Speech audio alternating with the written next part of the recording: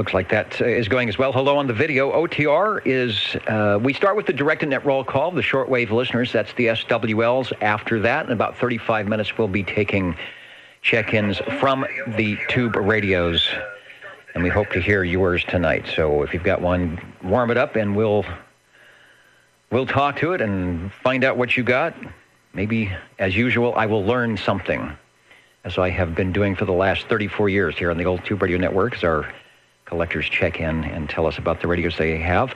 We are available at 27085. That's channel 11 for those of you on the radio. If you're out of the RX, the DX skip zone, then you might be able to pick us up either on the YouTube video that is streaming live right now, or at oldtuberadio.net for the live audio stream. So wherever you are on Saturday, we'd like to hear from you on the Old Tube Radio Network, and we will see how well we can do checking in the radios tonight. During the roll call, top of the page 1, we are in week 7 of the 8-week roster. We always like to check in with our 00 and get things started off. Looking for Phil, if you're out there. Good evening, Dennis and Annette. 00 checking in. Sounding good. Getting a little bit of weather here in the Central Valley with rain, and got about 30 seconds of hail this afternoon. Not hearing the static crashes, the lightning static crashes, but those could be around. We will see what happens. Going to switch over the video to let's go to the Orban loudness meter. You can check your loudness as you check in here on the old Tube Radio Network. Thanks, Phil, for checking in. We will get you as well as SWL number 1. How about SWL number 2?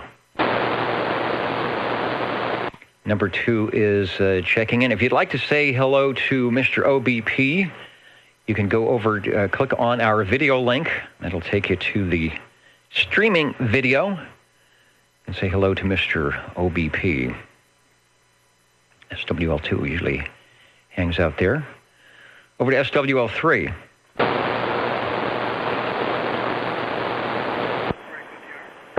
SWL4.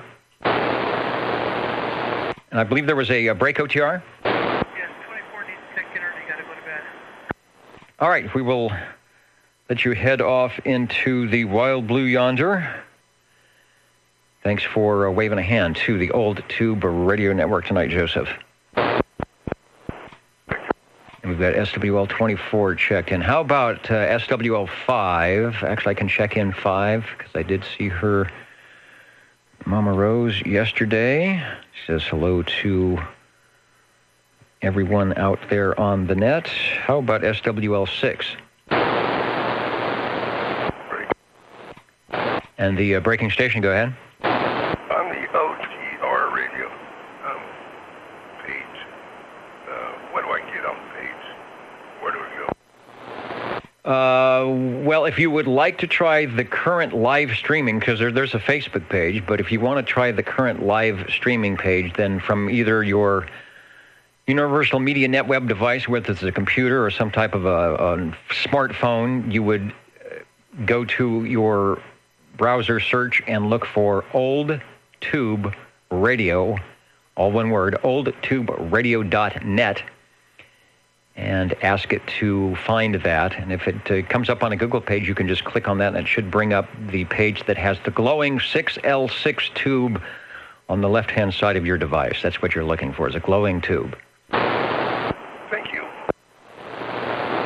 And when the tube is glowing, we don't want you to touch it, but that means that we are on the air transmitting, listening for our station to check in, like perhaps this one, SWL7. SWL7 checking in. And doing a good job of checking it in. Let's see if I can complete that by clicking on the right items here and getting you logged in. Yes, indeed. Thank you, Ed. And thank you.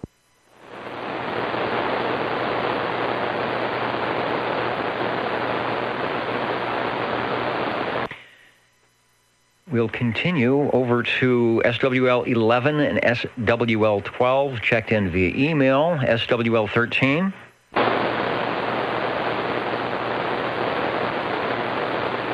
SWL 14. SWL 15.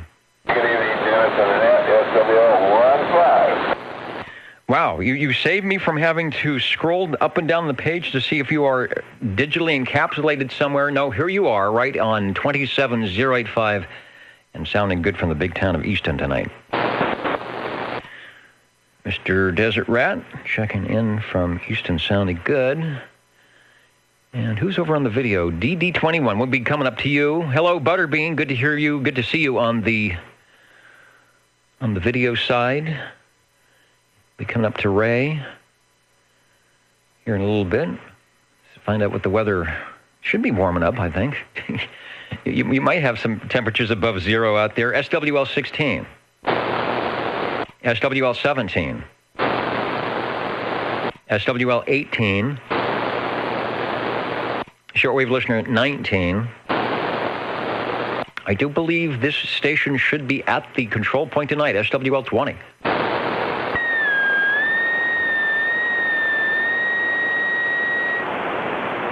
Number 20 here, please check in 29 also.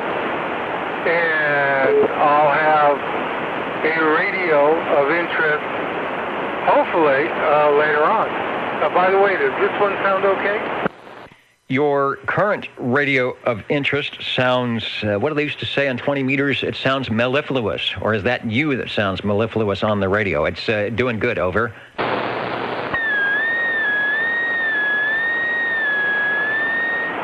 I'm getting dizzy. Okay, I'll be back later on, and we'll check this puppy in. All right, yeah, you're sounding great. And the capacitors are charged. Thanks. Speaking of charging the capacitors, sounding good on the old radio tonight with the station, the radio that has probably the best, the coolest S-meter known to man, in that Tram Titan 2, the Tram Titan, and the TR-27, the big S-meters there. Hello, JT, SWL 21, who is over joining us on the video side, along with, who's there? S.E. Jake. Smarty Jones, hello, out of New York, listening in on a very, well, it's still Saturday evening there, I think, but not for long. And JT sounding good on the radio stream tonight. Thanks for checking in. Yeah, break channel. Direct and net roll call, the old Tube Radio Network here in Central California, the break channel. Go ahead. Oh, yeah, Tim Ford. I'm new to the channel. Do you have to have a tube radio to join this club?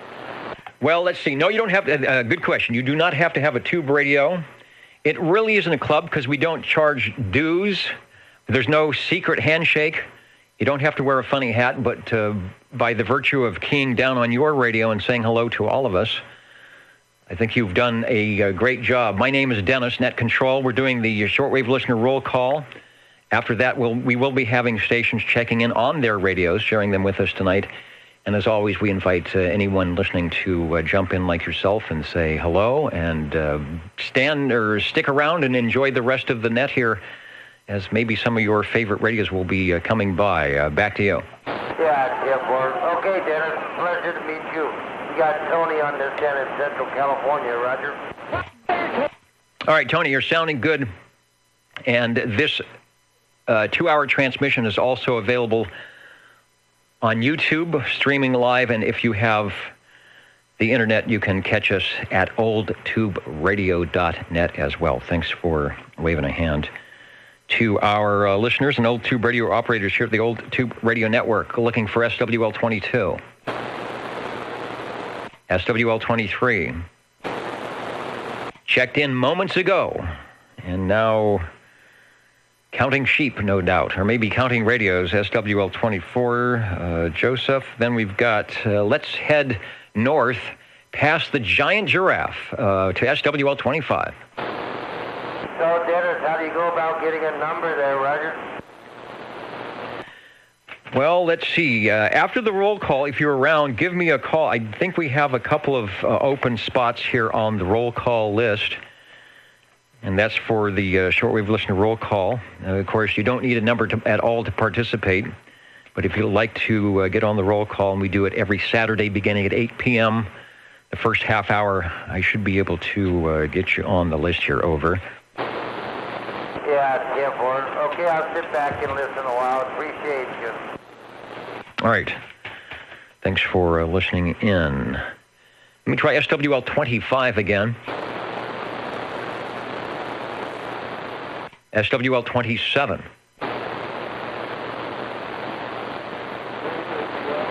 I always have to look to see where 27 might be checking in, whether it be FM, AM, or some other mode of operation. The break OTR, go ahead, please.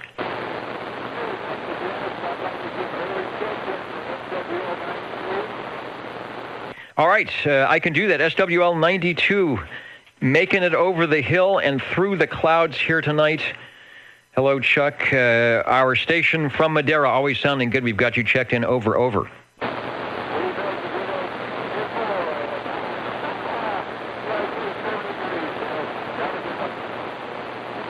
All right, Chuck out of Madera, SWL 92 checking in. Nothing heard from 27.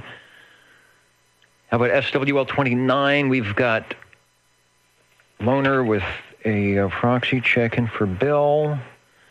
That takes us to SWL 31, which will require me to head over to the other screen and see who is out and about on the big board tonight over at oldtuberadio.net. Near, not quite in the balcony tonight, but a good seat nonetheless at oldtuberadio.net. We see Robert and Teresa out there in Hendersonville, Tennessee.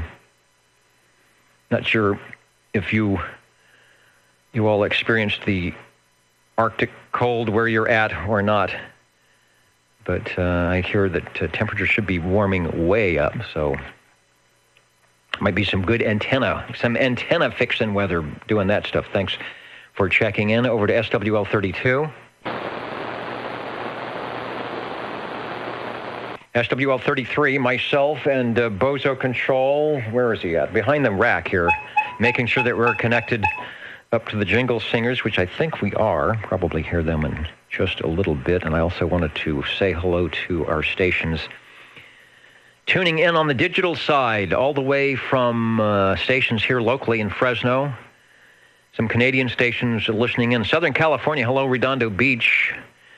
Over on the coast, Oakland, always good to see Oakland on there. Way out on the East Coast, Angola, New York, Somerville, South Carolina, coming up to you, as likewise in, or I should say near Sandy, Utah, Centerville, Virginia. Hello to Washington. Our Colorado station, Mr. JW in there. Hello to Maryland. A couple of stations in Maryland tonight out there near Hagerstown and Nottingham. Also another Colorado station in Inglewood, where it's always cold. You have to wait for the Arctic blast, I guess, to get cold in Colorado when it's in January. Fayetteville coming up to you. Hello, Michigan, where we know it's cold. So keep warm out there, and we'll be talking to our digital listeners here coming up in just a bit. Direct to net roll call, looking for SWL 34. SWL 35, who is checking in. Let me scroll down, and Bill is out there in cowboy country, where you need a nice jacket and a hat. And if you're too cowboy, that'll keep you warm. If not, like me, you may need just a little bit more than that. Thanks, Bill, for checking in. Over to SWL 36. Yeah, 36 is Hello, Roy. Hope you are staying dry in our couple of rainy days here. You are sounding good on the net. We've got you checked in. Yeah, staying dry. See ya. Yeah, everything's turning green, meaning there's a lot of weeds and things that'll need to get pulled, but they look nice now. Nice to greens things up. Let's try, if he's still near the air chair, SWL 37.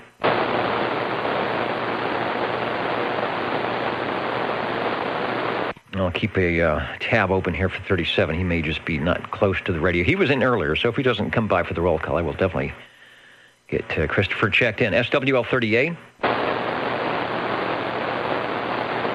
SWL 39. 39 checking in. Wow, and sounding good doing it here into Midtown Fresno. Dr. Dan at the control point in the laboratory tonight, mixing up the special brew that makes the radio transmit. Sounding good, over. Yeah, you don't want to have a look in this laboratory. just like mine. There could be a disaster at any time soon. I think I averted a couple already.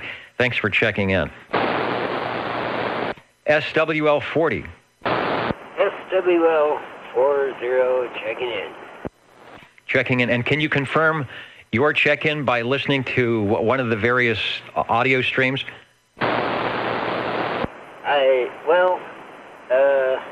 I can. Let's see here. I might be able to do that. Yes, I'm checked in. How about that? Yeah. There I am. There you are, and I hear you too. All right, thanks for checking in. SWL 41. SWL 42.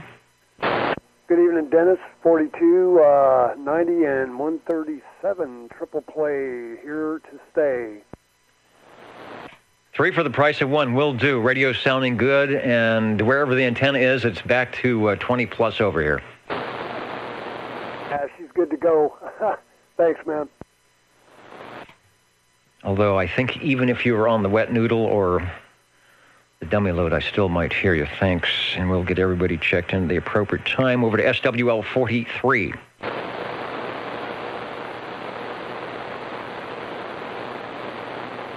SWL 44, Ray waving a hand, probably way down on the page. He's been listening in for a while.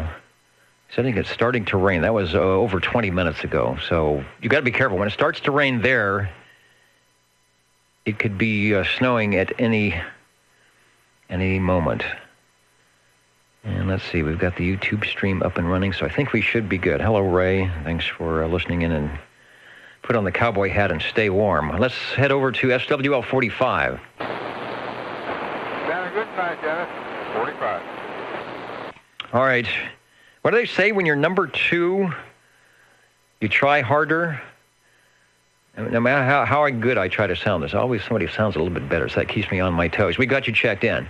Thanks, Dennis. And hello to our news stations checking in from Kentucky. Hello, Florence. Hello, Kerman, California. Auberry, California as well. And Brentwood, X4000. We'll get X4000 checked in on the big spacecraft that flies over. I don't know if there's a way to contact X4000. Sometimes he's conversing with the space shuttle, and it doesn't look at the 11-meter radio, but we'll see if we can make enough noise tonight to get acknowledged. Over to SWL 46, SWL 47. Good evening from the Radio Lounge, SWL 47.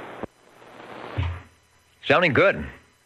The rain has washed off all the gremlins and is doing good tonight. Got you checked in. Over. Thank you, sir. Takes us to SWL 48. I'm to keep out an eye for Sam. He will check in various configurations, so I will keep an eye out for Sam if he's in there. SWL 49. SWL 50. 50 checking in. From the land of, is it Sky Blue Waters? I think that's where 56 checks in as well. We've got SWL 50 checked in. Thanks, Mark. And a reminder, we will have the glow-in-the-dark radios, those that were produced for the Class D service, 1958 to 1978. 1958 because there was a Class D service. We might get some radios that were earlier than that. They wouldn't be Class D type, but they'll certainly be on 11-meter AM. And if you have one after 1978, more likely than not, it's a home brew. And we'd like to hear from that, certainly. We will see how many radios we get tonight. Let's head over to Mr. 305 SWL 51. 51 checking in. 51 checking in here near the bottom of page 2. We'll put the X in the square. Thanks for listening, Dave. Thank you, Dennis. Have a good evening. SWL 52. SWL 53. 53 checking in. 53 is checking in. Hello, Mr. Belair. I will put the X in the square, and we will turn the page over. Thank you. We'll turn the page over, I guess I should say. If I don't drop everything off the desk here. SWL 54. Shortwave listener 55. 55 checking in. 55, Eminem up there, where it is certainly cold, but one would expect that in January, although it might be warming up. Who knows? You're sounding good. Thanks, Dennis. You too. Then the station that opened things up as a 00. See if we can get 56 to check in too. That other guy. The other guy's checking in. Okay, you're using one of those bidirectional microphones, so you can just flip the microphone over and get checked in twice. Thanks, Phil. Actually, Phil uses steampunk radio. And so there's probably a crank or a piston or two that needs to be fired up. If you see smoke coming out of the steam coming out of the smokestack, you know that 56 is on the air. Thanks, Phil. Over to SWL 57.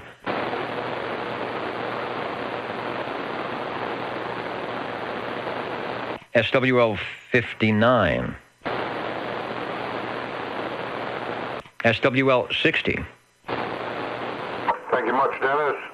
Evening time and evening time to the crew there for sure. I want to check in my second favorite radio here, the Base Mobile TRC 457, and with the realistic Dynamite microphone, and going your way with about 4 watts. 4 watts is sounding good, the good old days, and a Radio Shack all the way with the microphonium and the radio, and hello to the 457. I've got, like I said, we tried one out the other couple weeks ago.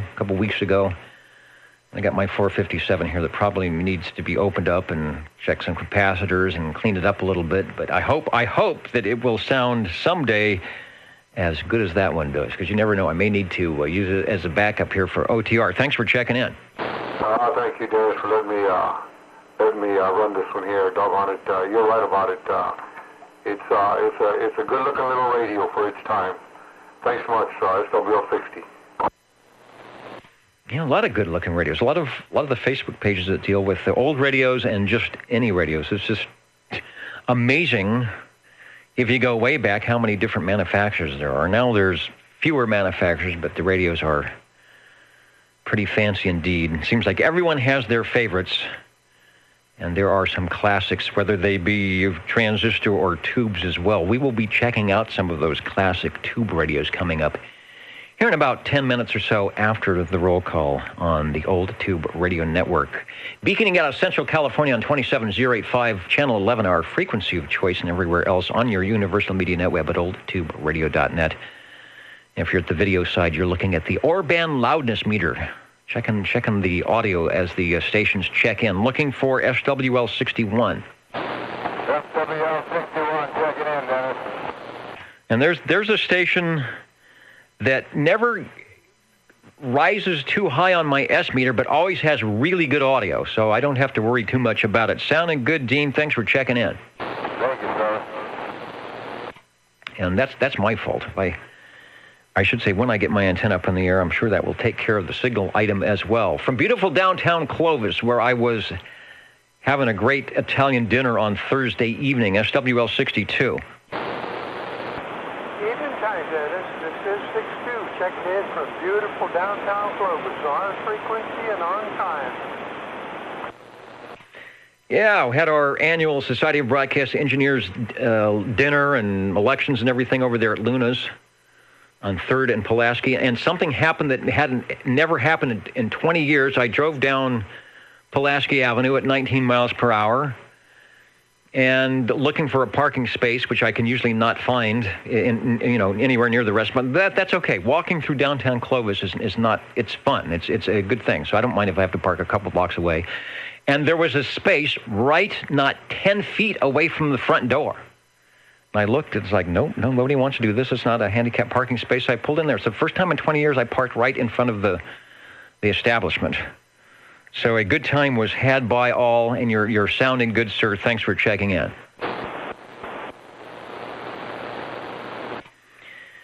Let's try SWL 63.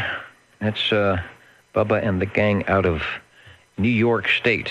And there are a few of you out there listening tonight, the wee hours of Saturday evening. Maybe you are enjoying the AM rally, which is going on.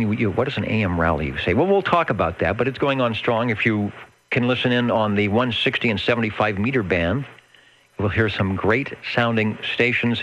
We do our AM rally every Saturday, where we encourage those of you who have the vintage AM radios to get on the air.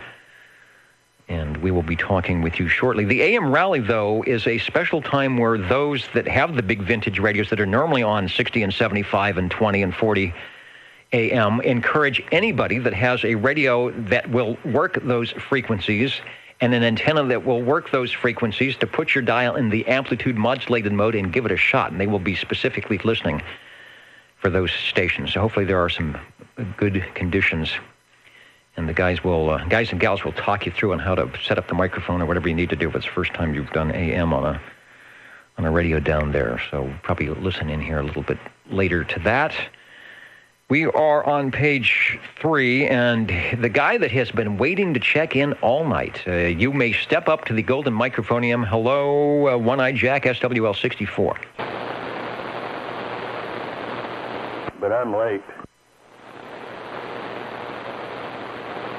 Oh man, and we're missing Jack, who took many test transmissions and was sounding good, as did this station earlier. And I did say I would leave the door open for SWL 37. Yeah, SWL 37 checking in. You are sounding good. I figured you might have been away from the air chair, doing the doing the light exercises like lift the arm up and put the arm down, something like that. Just you got to start out nice and easy to get it back in the groove. Speaking in the groove, you are sounding good, and thanks for checking in. All right, well, I was using my right hand pushing buttons on a remote control for my stepson, helping to set up his TV in the bedroom to the satellite. I even had to call a friend to figure out how to do it, but we got it. All right. That is a good thing, and glad to let you go back to doing that, and we will be checking in some radios here in about less than 10 minutes. Okay. So we got, let me call SWL 64 again. SWL 65. I do keep an eye out, on the roster board, if anybody needs to check in or checking in that way or proxy somebody in. Hopefully I will see it at some point. SWL 66. SWL 67. SWL 68. That's Thomas out in Texas. Don't see Thomas. I do see hello to Pennsylvania, Chester Springs keying in, and beaconing worldwide, not only on Saturday evenings, but whenever they just darn well feel like it. Bob and Steve show out of Ohio, out in the air chair. 60 in. What? Oh, 60 degrees here tomorrow. That's what I heard. I heard some stations talking on the amateur side saying, yeah, the temperature's going way up. It's been minus 17 and it's going to go way up. So hopefully it'll start thawing out all the ice. I don't know how you guys got in good with the jingle singers. You are indeed. In fact, they've got your picture. They're holding your pictures up through the glass and pointing. So, yes, indeed. They will be... you are invited back for sure, and they will be here just shortly. So thanks Thanks there, the Ohio gang. Let's see if we've got SWL 69. Comment. All right, 69, you are sounding good, Ken. We've got you checked in, over. And the comment, go ahead. Dennis, I was watching the weather yesterday, and they said between today and tomorrow, there's going to be cities of a temperature difference as high as 100 degrees difference as what their low was. That's totally amazing. Well, I guess that's what happens when you have an extreme weather event one way, and then you forget what normal might be. But we'll see. We'll survive. I don't think anybody's going to complain about 60 degrees. They might complain about minus 60 with the wind chill. So hopefully everybody's going to get what they want. Thanks for that. We called Kenny. Kenny checked in. Let's go over to the guy who's waiting for things to warm up a little bit, probably making some QRP trekking through the Sierra a little bit more palatable on the, what is it, the K2 or the K3? SWL 70. Waiting for the weather, no doubt. SWL 71, I do believe I saw Mr. Stan, who has probably about as close on his, it's not a meme, whatever it's called, whatever the icon is called next to your name. He's got the closest picture to Mr. Announcer that we could hope for there. Stan checking in, working, what is it, in Vermont State. Oh, the QSO party. Yeah, you know, I heard somebody, and they were down kind of in my noise level. So there were actually two of them going on. I bet I heard I heard a Montana. I believe I heard somebody from Montana. That was probably the one. I doubt I heard a Vermont. So that was a QSO party. The bands were pretty busy. I heard some of the AM guys were up on 14,340. I heard some AM guys on 7292. And then I checked in on the SDR early afternoon or mid-afternoon here when it was starting to get dark on the West Coast. And, man, it was just wall-to-wall from 3870 to about 3890 with really good-sounding AM stations off the East Coast. So AM Rally is still going. Thanks, Stan, for checking in. Over to SWL 72. SWL 73. I'm getting a check-in for John, SWL 73, as I caught him on the 2-meter side earlier today. SWL 74. Well, it's great to have another spot. Anyway, Dennis, 25N74 checking in, and but just very quickly, the Italian restaurant, I believe that you were referring to, I used to bowl with Frank years ago. Frank, of course, Frank's passed away, and Bert's running the restaurant there, Luna's. But anyway, brought back fond memories of bowling with Frank down there at Sunnyside Bowl. So anyway, back to you, Dennis, and thanks for checking in. Well, that is a blast from the past. Sunnyside Bowl, which is no longer there anymore, although I had a couple leagues. That's one of my favorite places to bowl. I always seem to do well there, and it wasn't too easy and too hard. It was really good conditions, and they mentioned somebody else was running Luna's. What a great place. Just the nicest people. The food is good. Atmosphere is great, but man, you better be out of there. You better be out of there by 9 o'clock because they close up Pulaski Avenue. We've got 74 and 25 checked in, and as always, you are sounding beautiful here, beaconing through the giant giraffe into Midtown Fresno. Over. Yeah, thanks, Dennis. Yeah, John Rhodes used to run that place down there. He was a good guy. Anyway, back to you. Back to me in the studio. Thanks, Jerry, for checking in. Don't go away. We've got radios coming up. You want to check in a radio, or you're just into that tube radio sound, this is the place to be, the old tube radio network. SWL 75. SWL 77. Good evening, Dennis, and hello to all the listeners. 77 on the Tower of Power out of the Tower District. And boy, we're just enjoying the evening. Yeah, it's nice. Looks fairly decent outside. The little wind was earlier, but nothing bad. I checked trees. No branches came down and took the power lines out. Nothing bad like that. And as always, you are sounding good. Thanks for checking in. SWL, who's here? SWL 78. SWL 79. Shortwave listener 80.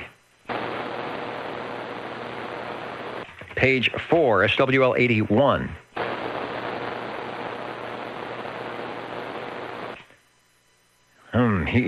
This station is going eeny, meeny, miny. He's trying to figure out which radio to key up. SWL 82.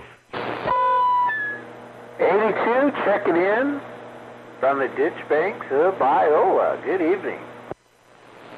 All right. I don't think that's a squeaky amateur radio. I have a feeling that might be one of those analog tube things. And it's sounding great from the ditch banks that hopefully have the water is soaked in and they're still there. All right. Thanks, Dennis. And thank you, Ron. SWL, where are we going? SWL 84. SWL 85. 85, checking in, Dennis. An 8 and a 5, SWL 85. Hello, John. We've got you. If I put the X in the right spot here. See, it threw me off. Nobody's checked in on page 4. You're our first page 4 check-in. So there you go. Page 4 is now official. Thanks for checking in. I was looking for the X. It's like, there weren't any. You are the first one on page 4. SWL 86. SWL 87. Shortwave listener 88. SWL 89. SWL 90 we've got checked in. SWL 92 from Madera checked in earlier. SWL 93. I will keep an eye out for Louie, who may be checking in or has checked in over on the Facebook page. A good way to do it if you can't make it on the air. SWL 98. Checking in, Dennis. And sounding good. Sounding good tonight. You always sound good, but sounding good tonight. Thanks for checking in. The big station there south of town is beaconing up through downtown and perhaps out in the mobile somewhere safely, traversing the weather here. SWL 103. SWL 109. Shortwave listener 110. SWL 111.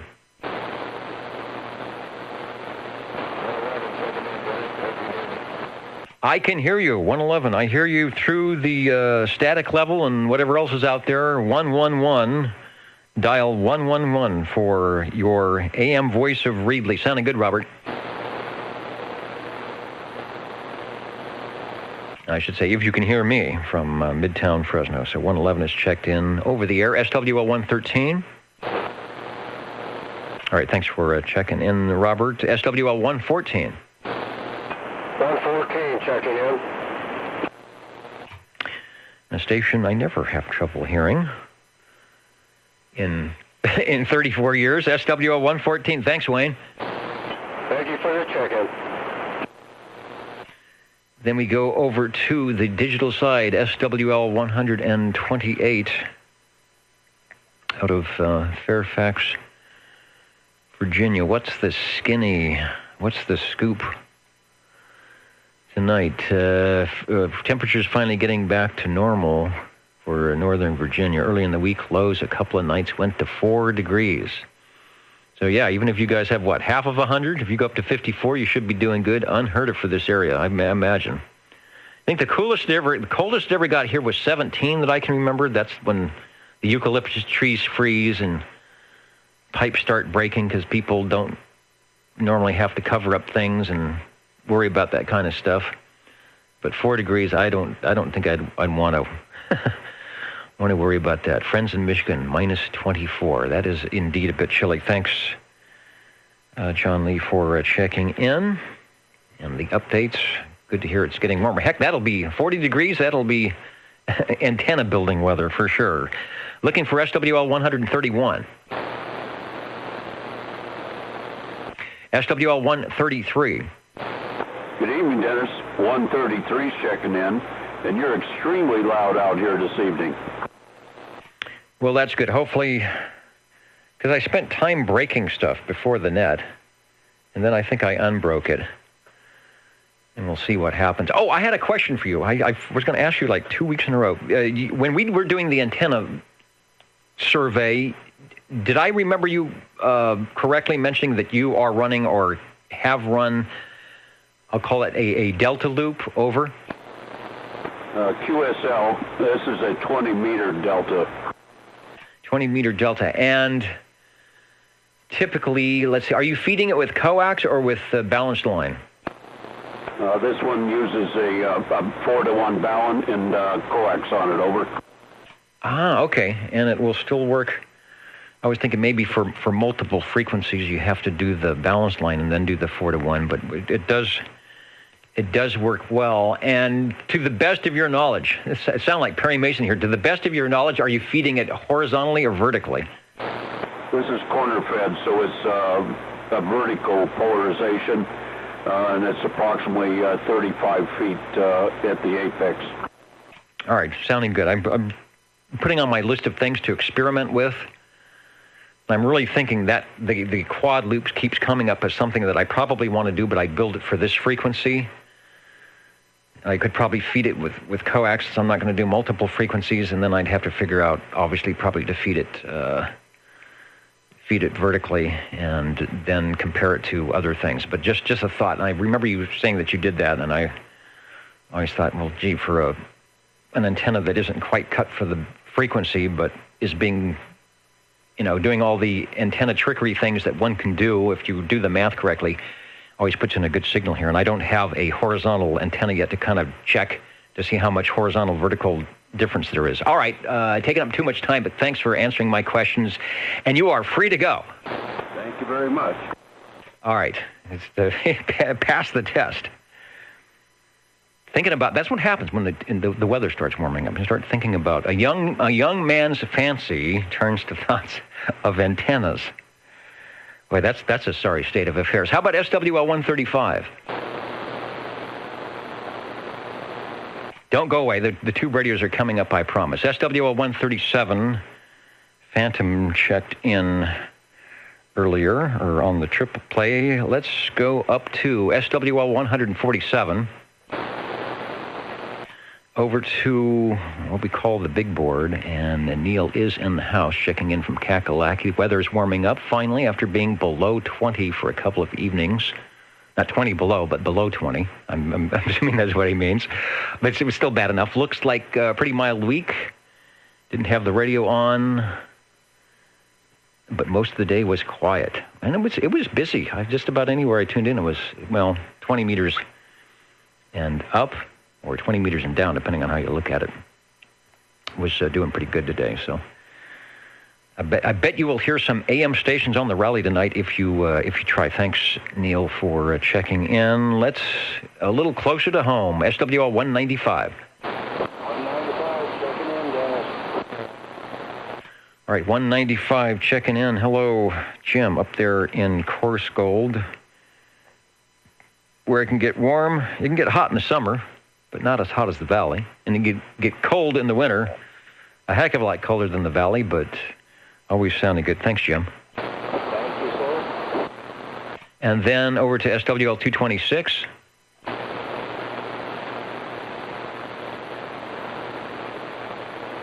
And hello to Spokane. Got a couple of Spokane stations listening in. Keep your ear out if you got 27085. You just never know when the band's going to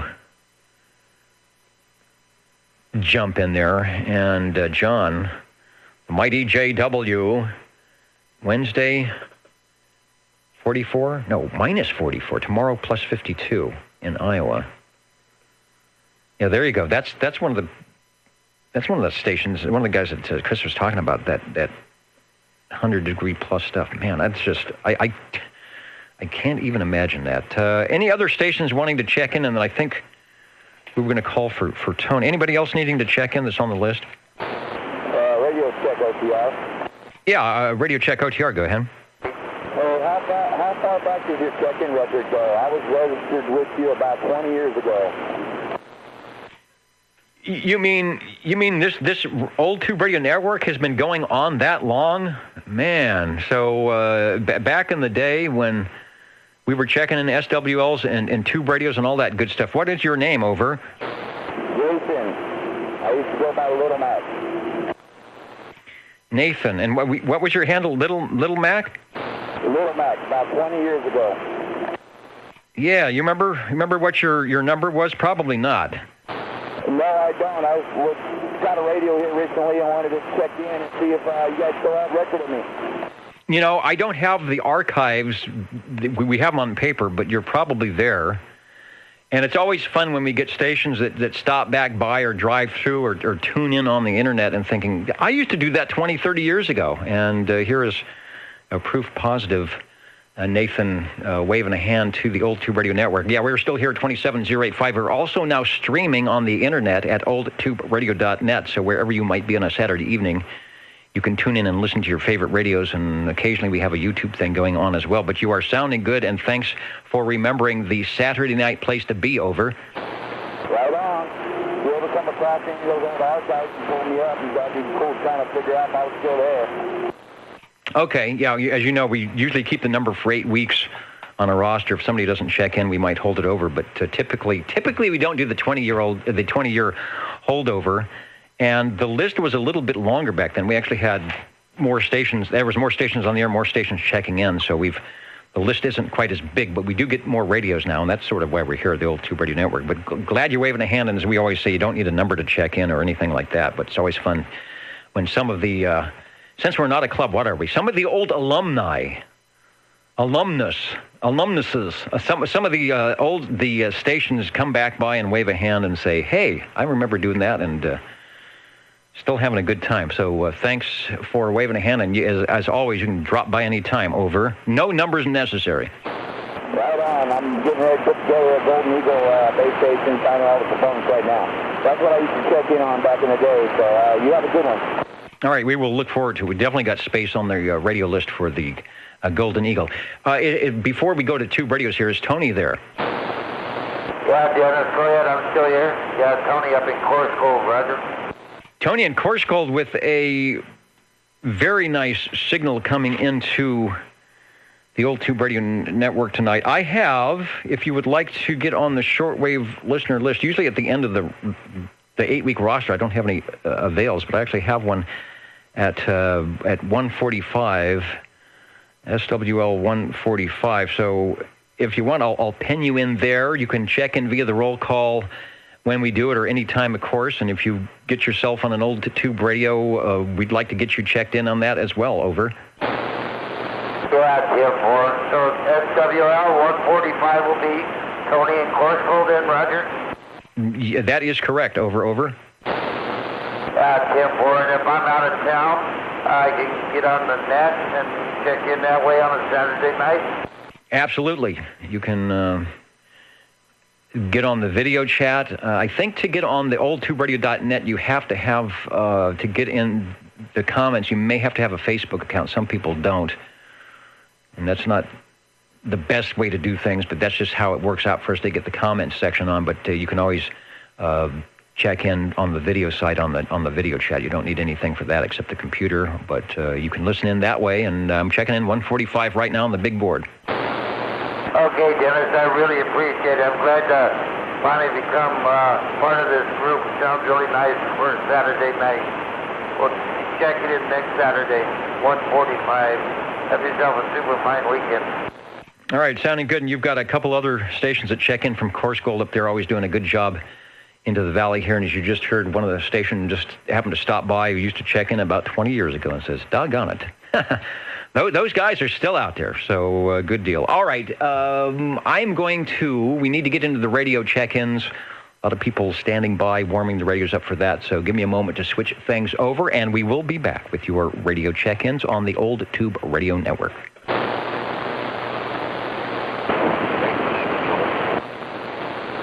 And was there a breaking station, over?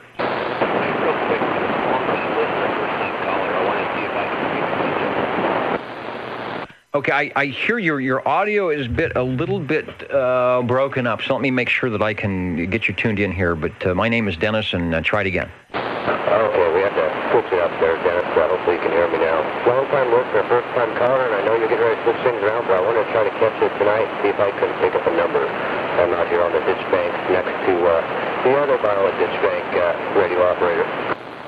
All right, let me see. I may have just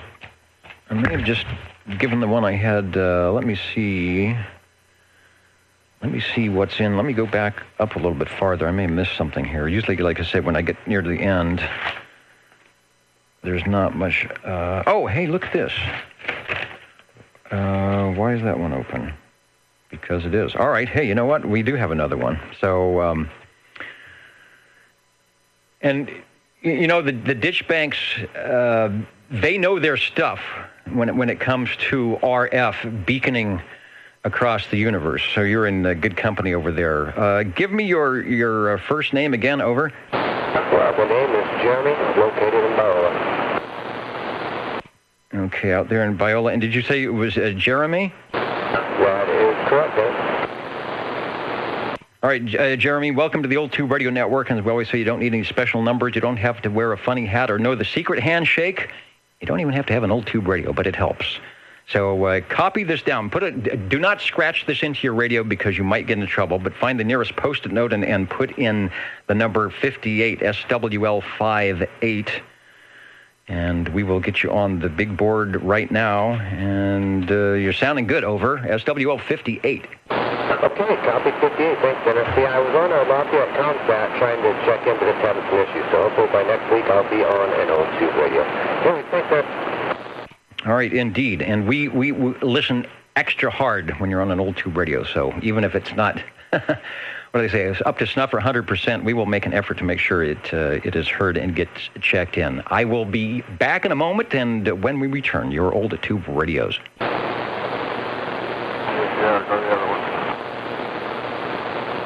6767 audio check.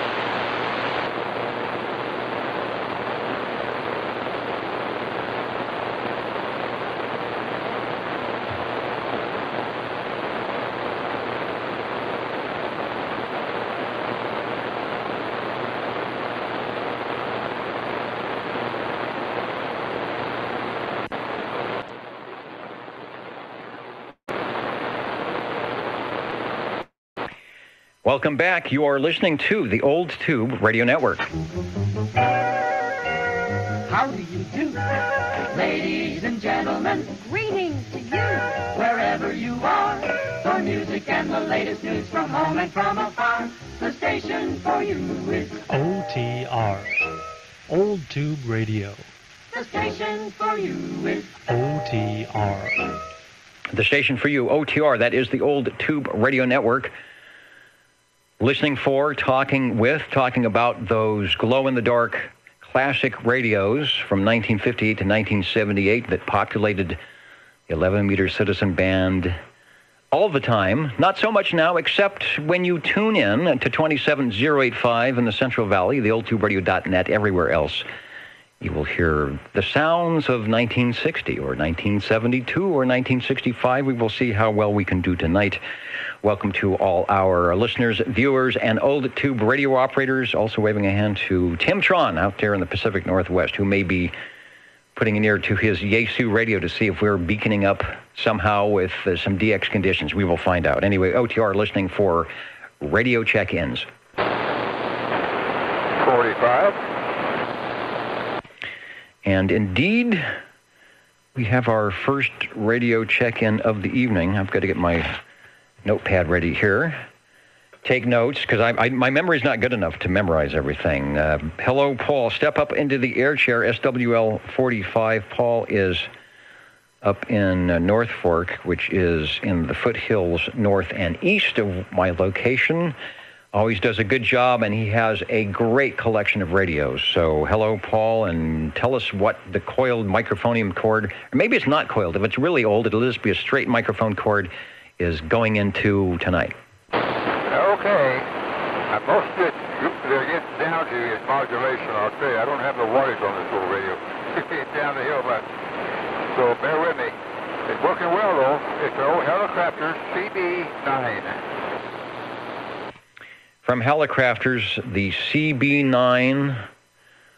Not sure if it's a little phone series. A lot of their radios were all little phone series. And I'm not even showing a picture. Why am I not showing a picture of that? So let me go back to you on the CB9.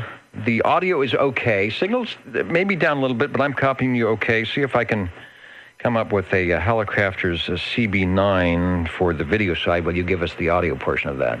You have a picture there. Rob put it in for me just 2 days ago. So just look up the Helicrafters CB9 and it picture on the right-hand side. If you haven't got it on your website.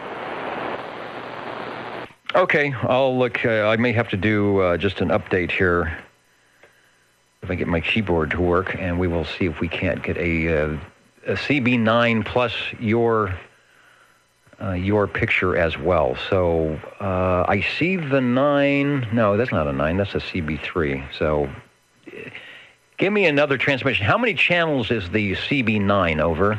That's not the usual radio. That's why I really wanted to get the thing going. This thing has 6 channels on the thing, but it's also got variable receive on it. 23-channel variable receive on the radio, which is the first time I believe they've come out with that. Neat old radio. Helicrafters are neat anyway, I'll tell you. No, that's not it. Doesn't look like that at all. This has got the control on the upper left-hand side for the VFO. Kind of unique, and it's got a pretty good sized meter on the right side where the meters go anyway. So with that, the meter and the VFO, you get pretty close to the thing. It drifts a lot, but my goodness, these old. Doesn't put out a whole lot of watts, but what it gets out is all modulation. So anyway, back to you. Ah, okay. You know what? Okay, I do have it. It's in a different. You know what? It's in a different location than I'm normally used to looking. So let me see, with some internet trickery here, if I do that. Good deal. All right, I've got it. I will post it up here for the video people to see, and looks like it even has the original microphonium over. You got it separated from the whole article in there. That's neat. Okay, I see how you pull that one out there. Keep going. Yeah, that's right there. Kind of shows you where to start in the thing. Not a whole lot, but it does have the variable receive on the left-hand side up there. You see it up there, and then, of course, over to the right with the 6-channel markers, there's receive, it's meter on the right-hand side. And then, of course, the microphone. This has a regular microphone on the thing. I believe it's a stock mic, but I'm not too sure because this is a static ceramic, hardwired, non-amplified microphone. And it's just, you got the picture of it. Keep going. That'll do it. That'll show it right there what it is, I think. But now the other ones have a different type of mic on Helicrafters with a little name on the front. So I'm not too sure this is original or not, but I kind of have a feeling it is because it's hardwired. Anyway, thank you. It sounds good. It has the bones of the CB3A, where you've got the receive VFO, which is installed in one of the little slots, and I'm assuming that's an option. Same way with the S meter. So that's all like kind of CB3A, but it does have some extra features with the channels there. And I'm looking to see if I got a production date. I'm assuming that it's after 1962 or 63. That's on the CB3. There's the Helicrafters H logo. There was a post from somebody. There's a building back in, I think it was Chicago, wherever Helicrafters was, and the H, there's a wooden H that's still on a building, on the old Helicrafters building. It's just kind of deteriorating, but That little lowercase red H is the logo for Helicrafters, and that is still up on a building. When you come back next time, I will sneak over to the transmitter here, to the receiver, and we'll check how that crystal is working in the CB9. My noise level went way down. It was noisier early in the afternoon, evening, and the noise has come down. You're about an S6 or 7 unmodulated, which is just over the noise, but it when you speak, it comes through. Forward modulation there comes through okay. So even though your signal is like an S7, I'm hearing you quite nicely with that setup without any amplification at all. Back to you, over. Yeah, I knew it'd be down a little bit. That's not bad.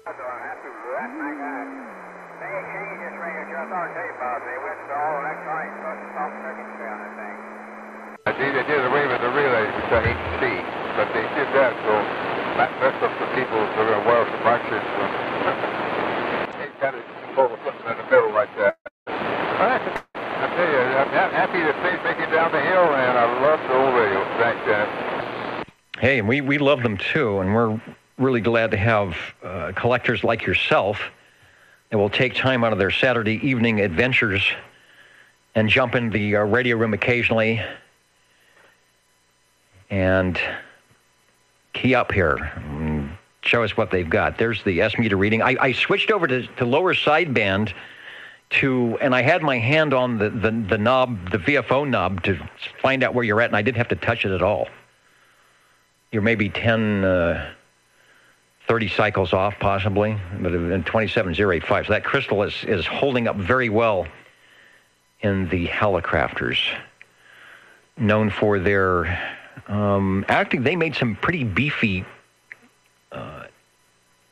AM transmitters for amateur radio that may be on tonight in the AM rally. The HT32, I have an HT37, all of 85 pounds of it.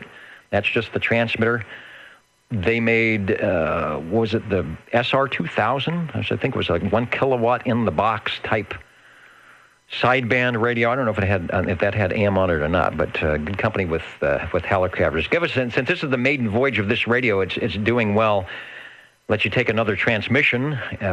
You will be able to hear the archives, and I think you will be pleased with a signal that isn't gangbusters down here into Midtown Fresno, but it's sounding good, over. I'm glad.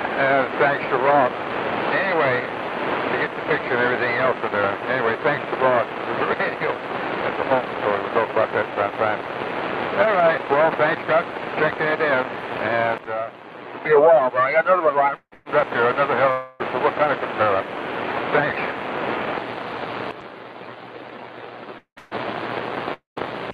All right, and thanks for bringing it by. I got to remember, in this configuration I have, when I change the video screen, it kind of puts some glitches into the audio. So if you're watching this at a later date or you're listening to the archives, if you hear a glitch in the audio, it's because I'm changing the video. Internet Explorer doesn't seem to know what to do on the video changing. We're streaming it at a pretty high bit rate here. Let me say hello to who's new tuned in. Sacramento. Hello to the Sacramento station. And John Lee is asking behind my shoulder here, and that's illuminated. A radio that I have. I'm not at the moment using it, but I have used for the Old Tube Radio Network, and you are correct. It is the D201, I guess, later version, not hand-wired. Does it have Vox? I can't remember if those had Vox. But anyway, it's the later model, D201. So that's my wallpaper, my show piece there, and it seems to be working. Great AM transmitter. Sideband is a little wiggy on it, but boy, when I run it through the audio board, it gives some great AM. Thanks, Paul, for Radio 1. Our first radio, I should say, at 8:55, and I was so enamored at talking to you, I forgot to write down the Helicrafters CB9. Jingle Singers want to do their thing, and when they are done, we will be looking for radio number 2 on the Old Tube Radio Network. How do you do? Ladies and gentlemen, greetings to you, wherever you are. Your favorite spot on the dial by far is known to you as OTR, the Old Tube Radio Network. the station for you is OTR. And we are standing by for radio number 2. 37. And I'd say that's a definitive radio number 2, logging you in at 9:05 SWL 37. Chris stepping up into the air chair with his take on It's Saturday Night and my old tube radio is ... That's right. We're going to go with this one right here. You know which one it is? That's the one it is. This is the General Radio Telephone, the Super MC11A, 24-channel version of this in here, and we are running this here with a stock non-amplified microphone. As SWL2 used to say, rung what you brung. And that is the radio as it showed up on your desk, I guess. Didn't have to do anything to it. No strapping. No special microphoniums. Here's a shot. That's not your specific radio, but that is a General Radio Telephone Super MC11A in all its glory, with the nice sort of golden brass-looking front, the rack handles as most of the Master Control, I guess all of the Master Control series radios had. Top of the line for them at that time, with all 23 channels, crystal controlled, the S meter, and a few extra items of interest, and the stuff you don't have to worry about, like the great audio what we are hearing over. Yeah, it just keeps on. It's like a Timex, just keeps on ticking, takes a licking. Yes, even though it doesn't tell time, I don't think. No, I can tell it to tell time. It is now. The time is 7 minutes after the hour of 9. And you are correct. So maybe one of those meters does tell time. I know it will do, I think they called it a 24-channel radio, meaning it had some Civil Air Patrol frequency, probably 26 dot something in there. So maybe you could, back in the day, go on Civil Air Patrol and ask for I forgot what the 10 code. That's bad. I forgot what the 10 code is for asking what time it is. I'm sure there's a 10 code for that. I'm trying to think of what it is now, too. The time is the 10-8. No, that's 10-8. That's 10-4, 10-1. No, not 10-100. We all know what that one is. 10-33. No, 36. 10-36. Do I have a? I was just thinking if I had a 10 code handy on the bulletin board over here, but it's probably buried under a QSO card or something. We will find out. I'm sure somebody knows. Somebody will probably chime in and let us know what that was. I can't remember because that was 1036. Yes, that I thought that came in. Thank you, Ray, because that was one of the popular ones when you were first starting out and you didn't know what to do. It's like, oh, maybe I won't be too silly if I ask for a 1036. That sounds kind of official. So the 1036 is just 909 here on the West Coast. I'm sorry, 1009 here on the West Coast. No, 909 on the West Coast. And I did say 1036, didn't I? Yes, you did. You said 1033 and 1036. I figured it was one of those, and then Ray chimed in saying it was 1036. And it's actually universal coordinated time is now 5:10. So depending on where you might be, we'll be correct with that. Your audio sounds good. You sound great. Good to have you back on the channel here. I don't want to overdo it. We'll give you another transmission on the General Radio Telephone before we look for. In fact, a lot of people remember it's a 1036. Thank you, John. Take another transmission. Over. Okay, well, anyway, I did figure it out. It took me a few, but I did. And I've got the 10 code down here. All I got to do is I got a sheet of paper and one down here. It gives all the codes right there, for the CB thing, whatever. It gives all those codes, the 10s or whatever. I got anyway, all that there. And Ray, you get evening time to you up yonder in the white country. I don't want to be prejudiced, but you're up there in the white country. White all around you. On the ground, in the trees. It's snow. About an hour ago, he said it started to rain, and I don't know what the update, if that rain was actually turning into snowflakes or not. There may be an update. So it says snow is coming up, so hopefully there is not too much snow on the receive antenna. Thank you, Chris, for checking in radio number 2, the General Radio Telephone Super MC11A. Hello to Mr. KUH, Brian, who may or may not be firing up some of the big iron for the AM rally going on. This is our AM rally. For those of you who are so inclined after the net to join in the other AM rally on frequencies beyond and below this, if you can hear something and have the right antenna, should be fun. And it goes up through the evening, up through tomorrow evening. The Old Tube Radio Network. We are looking for. Thanks, Chris. We are looking for Radio 3.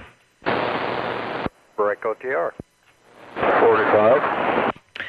And we have 2 stations. The 45, Paul, step up into the green room. You will be Radio 4, but prior to that, we're going to jump in to find out what our 00 station has for Radio 3. So as Phil steps up into the air chair, I will say this is the Old Tube Radio Network, and hello, 56. Well, hello, Dennis. I don't have a radio, but I do have a little bit of trivia, if that would be okay. Trivia is a good thing. Trivia here at the Old Tube Radio Network, trivia is our middle name. Go ahead. Well, real good, Dennis. In line with one of my other interests, I came across a very interesting steam-powered generator that was used during World War II to power radios behind the enemy lines. The steam engine itself is it's small enough to fit in your hand, and it was used. It cranked a generator, and it was used to charge batteries to fire radios behind the enemy lines. If anyone has a desire to do a little bit more research or interest in it, you could look up, you could Google Firefly steam generator or Stuart Turner Cirrus steam engine. And Cirrus is S-I-R-I-U-S, I believe. Anyway. Boy, I'm just thinking, and you may know the answer to this, are the steam generators, would they be fairly quiet? Would they be noisy? Where would you hide something like that?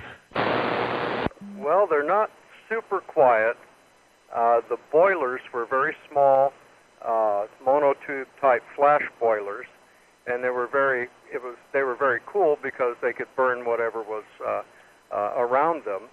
They would bury the steam exhaust down under leaves and such to muffle the exhaust sound of the engine and to kind of hide the steam escaping. But they were used in little small suitcase radios for special forces, etc., behind the enemy lines.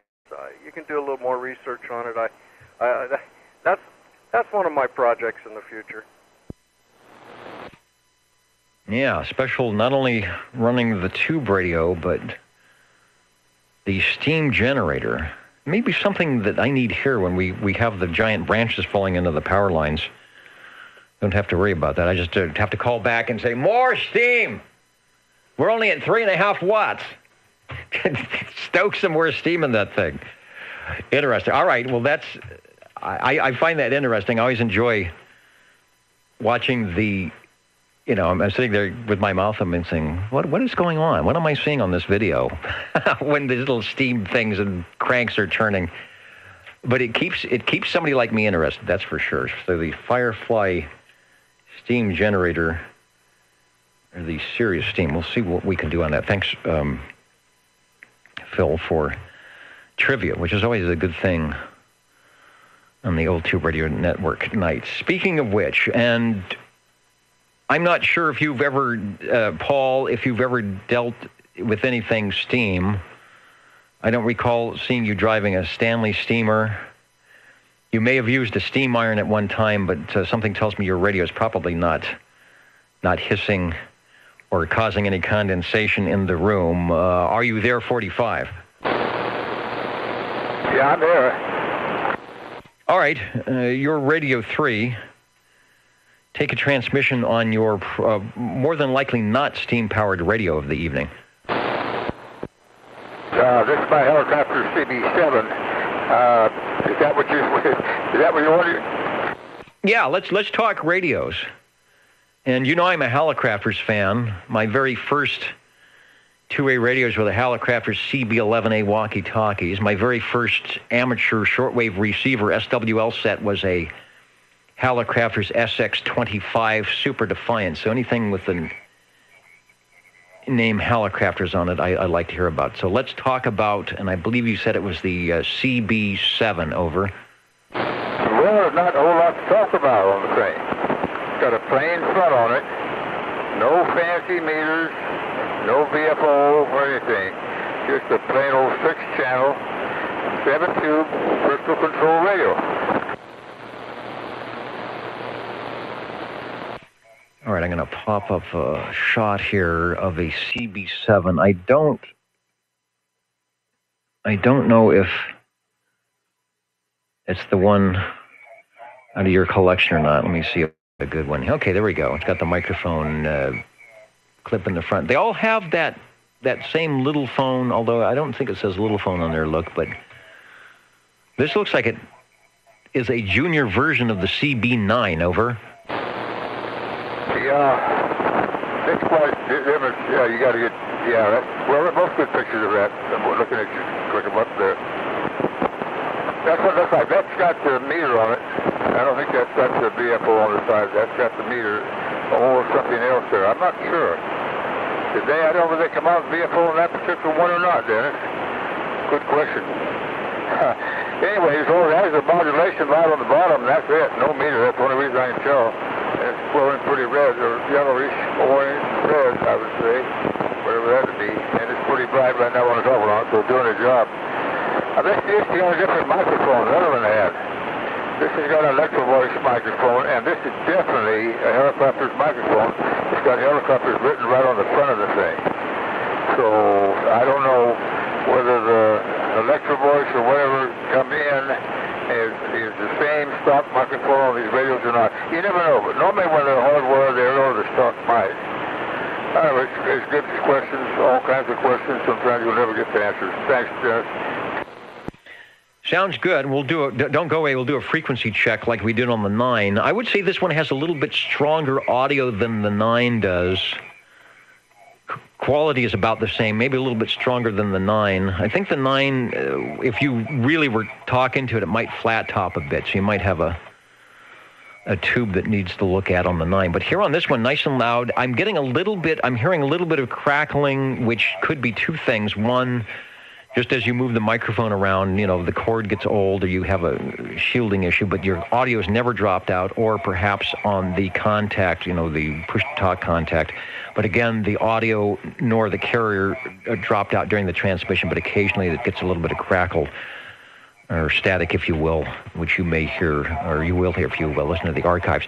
Come back again. I'll mosey over to the receiver here and see how this one fares up on the crystal, on the transmit crystal, over. Yeah, well, I'm glad to find out. I'm sure that's right here. It's about dead on. Believe it or not, I remember which one I changed now, so that'll help. I hope I give you enough time. 37. Yeah, plenty of time. And in fact, it's actually closer. It's actually closer on frequency, if that's possible, than the 9 was. But I mean, they're both right on frequency. I don't have to change anything when there's anybody heard me switch over to sideband. Your audio was still in there, just super fine, so no problem there. And I see that this, the Model 7 also has the ability, it looks like, to stuff in the optional, maybe receive tuning VFO and the S meter, but it's got the little small channel selector there. It looks like it might be illuminated. Breaker acknowledged, by the way. If I didn't say so. We will get, probably Chris will be next radio up. But it's good. Hallicrafters evening is a good thing. Makes me want to, and I have done it before, It's just a little difficult because I have to swap some crystals out and bring up the HT37. Back to you again for a transmission on the Hallicrafters CB7. Over. Yeah, well, this one didn't sell for a whole lot of money. At $99.95. The 9 went for about $130, I think. So, 30 just back then it was quite a bit of money. Anyway, that's the size of this thing right here. I know Chris has got a Hallicrafters. Maybe he'll check it in. Thanks for checking it in. Actually, Dennis has it now. And thanks for bringing it by. I just went back to the control room picture because you mentioned the radio, and I'm going to, if you can peek through the PR40 microphone, you will see the Hallicrafters CB3A, the little phone with a remnant of Bozo control there on the top, right here in the operating position. I've got some special OTR lighting on that. We fired it up a while back and actually ran it through the big audio rack here, and it's like, whoa, that's amazing audio for not checking any tubes or anything like that. So it worked out quite nice. So I'm not sure if I can officially check it in, but at least we can get it on the video site. Thanks, Paul, for radio number 3. Radio number 4 is in the wing, stepping up to the microphonium. Hello, Chris. Over. Hello, Dennis. Well, Dennis, I'm going to do a different one. I'm checking in 2 tonight. I want to check in my G PowerMate, the Gem Marine Products 23-channel tuber that glows in the dark. We are also running this in here with the amplified D104 Lollipop. Over. Sounds good. I like the way you have everything adjusted. Not too much. We'll put a picture up in the queue, and that will be of the radio on which you were talking. So we're not only hearing it, but we get to see it as well. Take another transmission on your radio 2, our radio 4. No problem. Well, at least this is working tonight. I'm looking at the meter over here on the radio, and it's actually got a lot of swing in this thing. So I know it's definitely working. Over. It is working. We have proof positive as it beacons across the U.S. The Gem Marine Products is one of the Panasonic clones, similar to, I would say, the Robin T123B.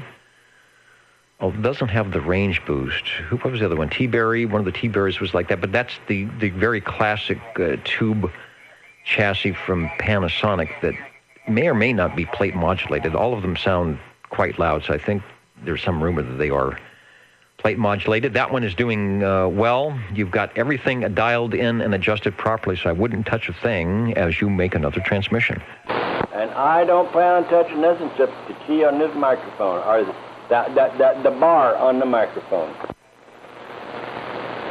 The push-to-talk or lock-to-talk bar are doing a good job for our Radio 4. Back to you. No, I'm in the mode here for checking. Let's see how that works. Let's see how the crystals. That's probably synthesized, so I don't think it's sure it still uses crystals probably, but not 23 of them. I'm going to take a transmission. We'll check your frequency. Okay, yeah, no. I know it has crystals in it. I look down and I can see some through the cracks, so it's got to have a few. It's got a few. Doesn't quite come close to the other 2 radios we checked. You are at 27083.5, so about a kc and a half low. I'm on a pretty wide receiver here, so I don't notice a difference. Anybody with a narrow receiver or a sideband, 3 kc wide, 4 kc wide on the AM, might hear you better if they go to a minus setting on any type of VFO or Delta tune, but you sound marvelous here at Net Control, Radio 4, the Gem Marine Products G PowerMate, back to you for transmission. And thanks for getting 2 in tonight. You betcha.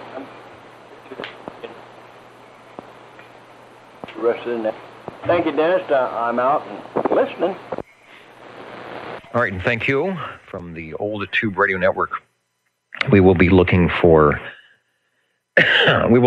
Radio 5, but in the meantime, let's, if I can find them, as I have a coughing spell here, find the jingle singers here tonight. Here we go. How do you do? Ladies and gentlemen, greeting you wherever you are. friendliest station for you by far is known to all as OTR, the Old Tube Radio Network. station for you is OTR. And we are looking for Radio 4.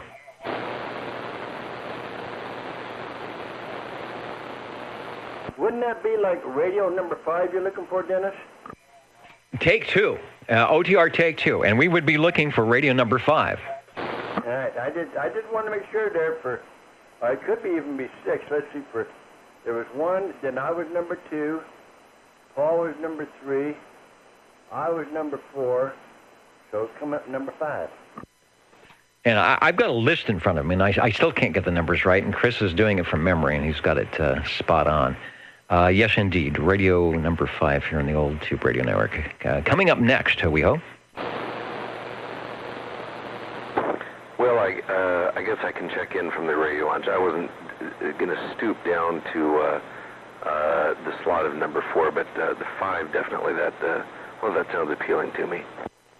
Like the movie 5 Alive.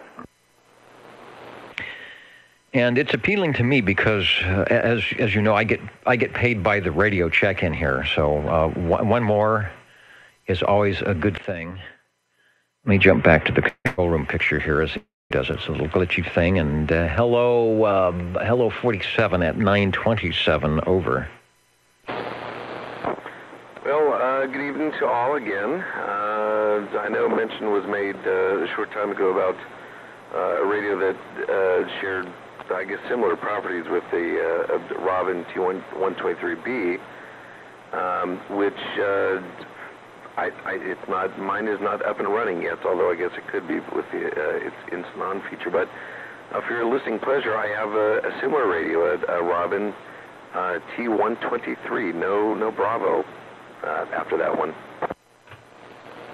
Well, in a word, Bravo. Let me bring up the picture that's kind of off kilter. There we go. And we'll do our own Bravo. Yay! Bravo! Bravo! All right, so that's the Bravo part of the radio, mainly because it's a tube radio. I guess all tube radios can be Bravo, but we'll keep it at that. And there's the picture. What the Bravo issue with this one is the Magic Eye tube, right in the center of the radio. So we'll go back to you, see if you can make it bounce a bit. Sounds good. I'm assuming it's probably giving you a fairly decent display tonight. Yes, it is. And you're correct. This is the only Robin in my collection that's got the Magic Eye tube. I always get them confused. I think this is a 6RE13 Magic Eye tube. Please don't quote me on that. I was searching a little while ago for fun stuff to say about this radio, but I got to say, was it Phil? Someone was talking about that steam engine that was powering World War II radios. I think that's like obscenely cool, and I actually found one, I think for auction somewhere, not necessarily on eBay, somewhere else. But those suckers were not large. They would fit into a typical, like kind of look like a lunch pail from a 1920s steel worker in the United States. But back to this guy, the Magic Eye tube. So I was reading about Magic Eye tubes, trying to figure out something cool to say about this. And it was kind of interesting. Obviously, these things were used as tuning eye tubes or tuning tubes for the early radios like the Zenith and the Philco radios. I guess they were used because they were pretty cheap, or at least cheaper than like a meter with a needle involved in it. And it was only, I guess, like in the 1960s when Japan basically made it more economically feasible to do the needle-type meters versus these things. In other words, the Magic Eye tubes were cheaper at first. So I thought that was kind of curious because I think this radio dates from the super late 50s, perhaps 1959. and it's got both. It's got not just the Magic Eye tube to indicate your the audio that you're putting out, but the needle meter as well that kind of tell you what you're receiving and putting out too, I suppose.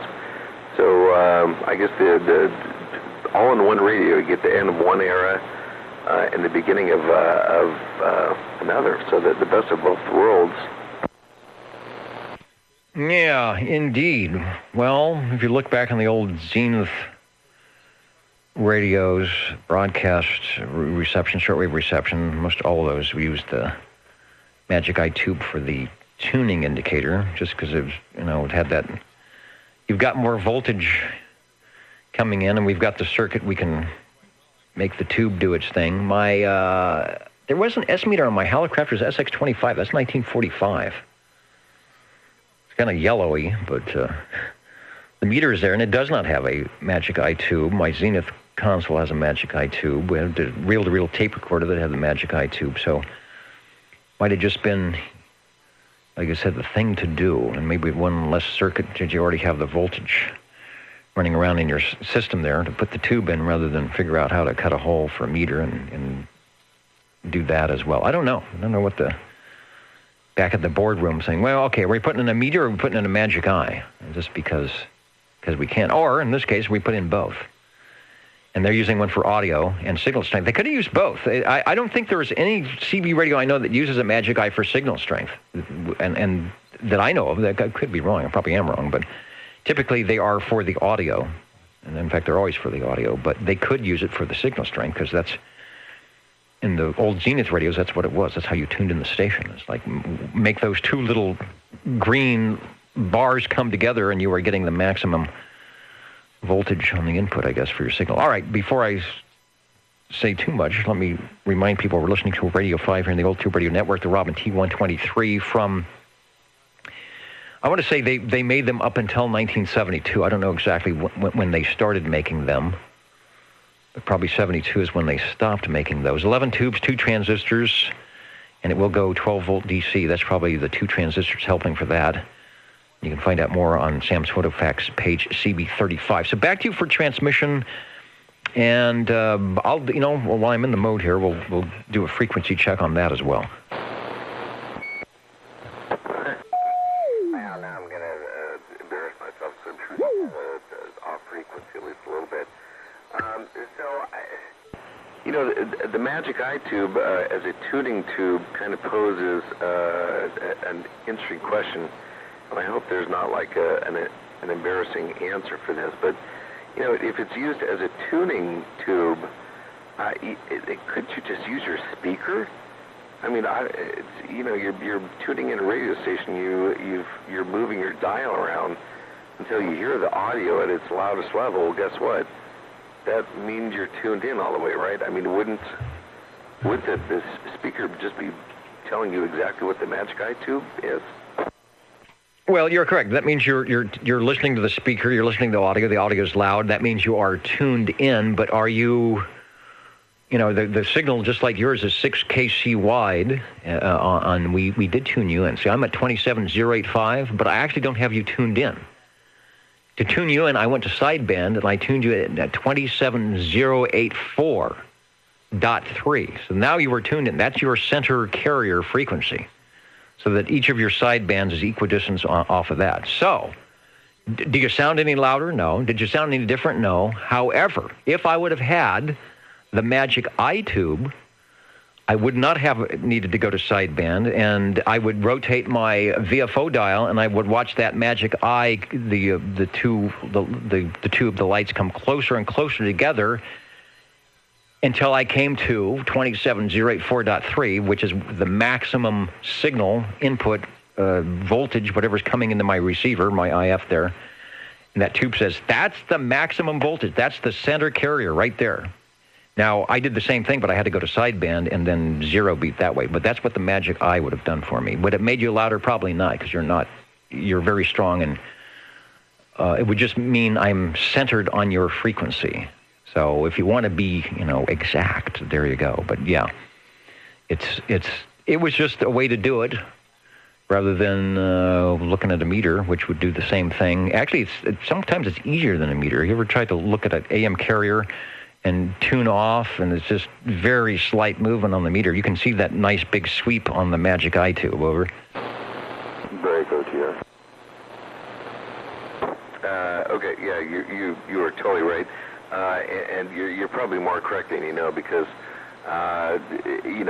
with my eyesight, and actually I think for that matter, any normal average human's eyesight, it's much easier to read what's going on with this Magic iTube than the S meter there, with a super small needle, and then the just the paint that's kind of fading off there. But anyways, on that, I'm going to go ahead and back out of here so that the other listener can jump in. So thanks for letting me check it in. Everyone sounds great. And on that, have a great evening. Take care. 73. 73, and thanks for bringing by Radio 5, the Robin T123. Cool Radio with the Magic iTube here on the Old Tube Radio Network. 27085 is our frequency. And we are available audio streaming at oldtuberadio.net, and the video looks like it's still up. Is the video still up? Yeah, the video's still up. Hello, everybody out there. New listeners checking in from Napa. Hello to you on the Old Tube Radio Network. I think we're a little bit far away to pick up on the ground wave here on 11-meter radio tonight. There was a breaking station. Thanks for standing by. If you're still there, go ahead, please. This is 131. I haven't been able to check in there for the last couple of weeks. So I'm late. I got it hooked up, and I'm checking in. You are. Well, actually, you're right on time, because I am here. We will go to the SWL check-in page. We will look for the ever-popular 131, which will get you checked in all over the world. And then I will go to my other list here to see if I can find Mr. Rude. And yeah, it's been a few weeks, but we'll get you checked in. And thanks for remembering the Saturday night place to be. Thank you. Talk to you again. This is Break OTR. And the Break OTR, go ahead. Dennis, but I don't know if I'm going to be crazy or not here, but hey, I think I figured out a way how you can check in the helicopters. Well, there's plenty of ways to check it in, but I would have to kind of go off the air with this one and restring the audio since I'm on the air doing all that. But go ahead. Go ahead with your way to do it. Well, you know, my phone, my cell phone's got a recording part on it. We can do a recording of you checking it in over this way here, and I will, or as you on the phone, put it that way, checking your radio in, and I will transmit it on the phone, on the radio here, to check in to you, prior being you. You come back and we'll set it up, sequence just right, whereby it comes out right, and you can check in the little phone. Okay, that could work. We'll have to work on that this week. Make sure your recorder is recording and do a I don't know. We do proxy SWL check-ins. I do a pre-recorded check-in and then ex post facto. And then I could probably, no, I can't do videos though. I could probably have a video of me that I could put up. But I don't think I can do that. All right, we may try that this week. See if we can schedule a telephone call. Yeah, I figure we got to be able to figure out some way to do this, Yeah, well, where there's, where's my audio will out? Where there's a will, there is a way. Let me check some audio issue here. 83, no wonder. Well, my apologies if our audio went way wacky on the internet. There we go. All right, Chris, I think that's a possible, viable way to do things, and it would indeed prove that it works, although I've done that. I wanted to mention, well, I have the transmitter keyed up here, that the AM rally is going on tonight. Let me see if I can bring in some. If I hit the right control here. There's some audio. There's a few other guys who want to say hello to me, so I'm gonna scoop them up before going to bed.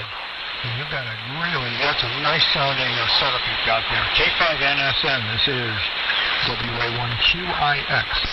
Oh, QIX. QIX, he's a famous AM guy. Thank you very much for those compliments. Steve, we're at 3875 here. His last name is Farrell, and I can't remember his first name. I think it might have been Tom, but I remember his call sign, Whiskey 9 Tango Whiskey Oscar in Greenwood, Indiana. Did the modifications and drew up the schematic and everything for the Apache. And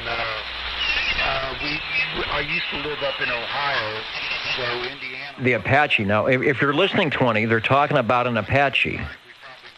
You know, and you've got a Heathkit. They're talking about a Heathkit. Anyway, that's what's going on the AM rally all tonight and most of the day tomorrow. Look for your favorite stations on 20 meters at 14.2, 14.285, 14.330, 340, and on the 40-meter band at 72.95. But the station sounding good at 3.875 megahertz, probably running a little bit more than we are here at 4 watts or so. The O2 Radio Network, we are standing by and looking for radio. Get myself in trouble here. Radio number 6. Now, are you on 20-meter listening yet? And who was the breaking station? 45. 45. And to answer the question, that is a 75-meter phone band at 3.875. And to get the audio, I'm using one of the SDR radios, and that one is from the West Coast. And the guys are running big power tonight. Normally, I don't hear them that well on my antenna for sure. So we will see. Let's do some big iron AM that we can muster up here on OTR. Hello, Paul. SWL 45 stepping up to the microphone, and I think you've got Radio 6 over. Okay. Well, this is the helicopters. This is a Regency. You can probably tell a little bit by the sound of the thing. Talk about modulation. This radio's got it. Back to you. The Regency does. We'll put up the S meter as well when I find out what Regency you're running. But it's one of the double sideband suppressed carriers, so it could be the range gain, it could be the Imperial 2. I'm thinking the Ranger or the Romper may have been the same type of a... Regency was really good for the double sideband suppressed carrier. So typically you would see a watt or a watt and a half key down, but you will see some good movement on your RMS meter when you introduce your audio there. Go ahead. Okay, it's a range gain 2. The range gain 2, which is basically... For those who know the radios, the Regency Imperial was basically a range gain 2 with a product detector stuck in the middle there somewhere to get the sideband. You know, a couple extra tubes to do that. But if you've got a Regency Imperial like I do, there ain't much different looking at that radio, and it sounds nice. I wish I had a little bit better shot of one. This picture I've got looks like it does not have the original knobs. I'm pretty sure those are not the original knobs. Most of them on a range gain. They might be. I know the S meter and the channel selector are, but the other ones look a little bit suspect to me. Give us another transmission on the Regency. Over. Okay, I believe this is a stock microphone for the thing. This has got Regency on the front of the microphone. It's a sure mic.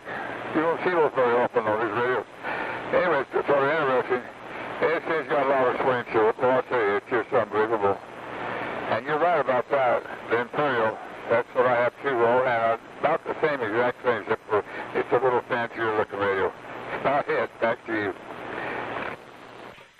Those radios do well, especially if you're down in the noise, because it just has that modulation that bites through. If you get them really severe in the suppressed carrier, some people might think that you're on sideband when they look at the meter, and I will check out your frequency as well.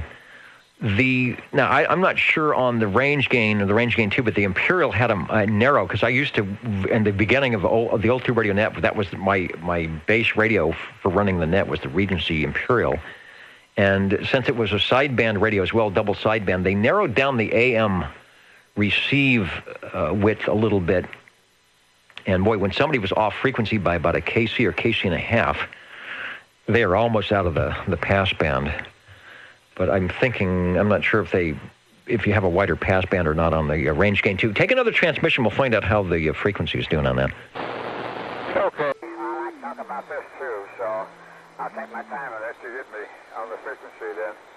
Anyway, this has a 3-function meter on the thing. FVC meter. Signal strength, voltage, and current. Really interesting. Very nice looking meter. You can see on the left-hand side up there. That's about it. Thanks for checking it in. Well, it works well, looks good. It also should have one of the knobs, and I think it's down by the channel, below the channel selector was a final. You could actually dip the plate current on the final. You could crank that thing down to about 100 milliwatts if you detuned it, took it out of resonance. But usually once a week, you would switch over to, the current meter? I'm going to remember how to do this. It's been way too long. And you dip the final, dip it that way in the current meter. I guess the power and voltage would go the other way, but allows you to do that. Pretty cool radio. Has a lot of fans, and that double sideband, the suppressed carrier, is not a bad way to run your audio if you want to sound loud. Stock mic works good for that. D104 mic works good for that. I used an amplified mic on mine for a while, which probably wasn't the best way to use it, but it was very easy to adjust there was 3 screws on the right side of the radio. One was a S-meter adjustment. I think one is a audio adjustment, and the one's a power adjustment. But you can tune it in, dial it in, and get your audio set up fairly nicely. Radio number 6, the Regency Range Gain 2, 1965, and then probably 67, 68 is when the Imperial came out. That was the first, like the Tram Titan 2, when they came out with the double sideband. This is double sideband, but they actually had a few transmit.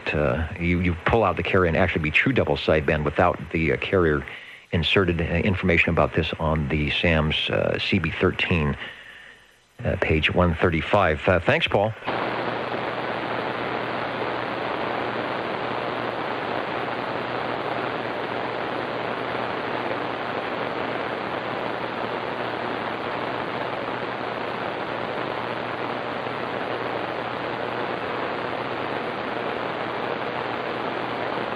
And you're listening to the Old Tube Radio Network. You're listening in the latest style. 27.085 megahertz. Channel 11, Old Tube Radio. In wonderful Fresno, California. And let's see, are they still hanging out in 3875? W1AW. There they are. Afternoon. And helping Bob Allison out there make some contacts for the AM radio. We have 3 stations going simultaneously. So that was great fun. And of course, it's great being down with the league and operating. And it's great operating with people like Buck and Brian. And it was just a wonderful experience. Let me get it over there to Bob. How you doing there, Bob?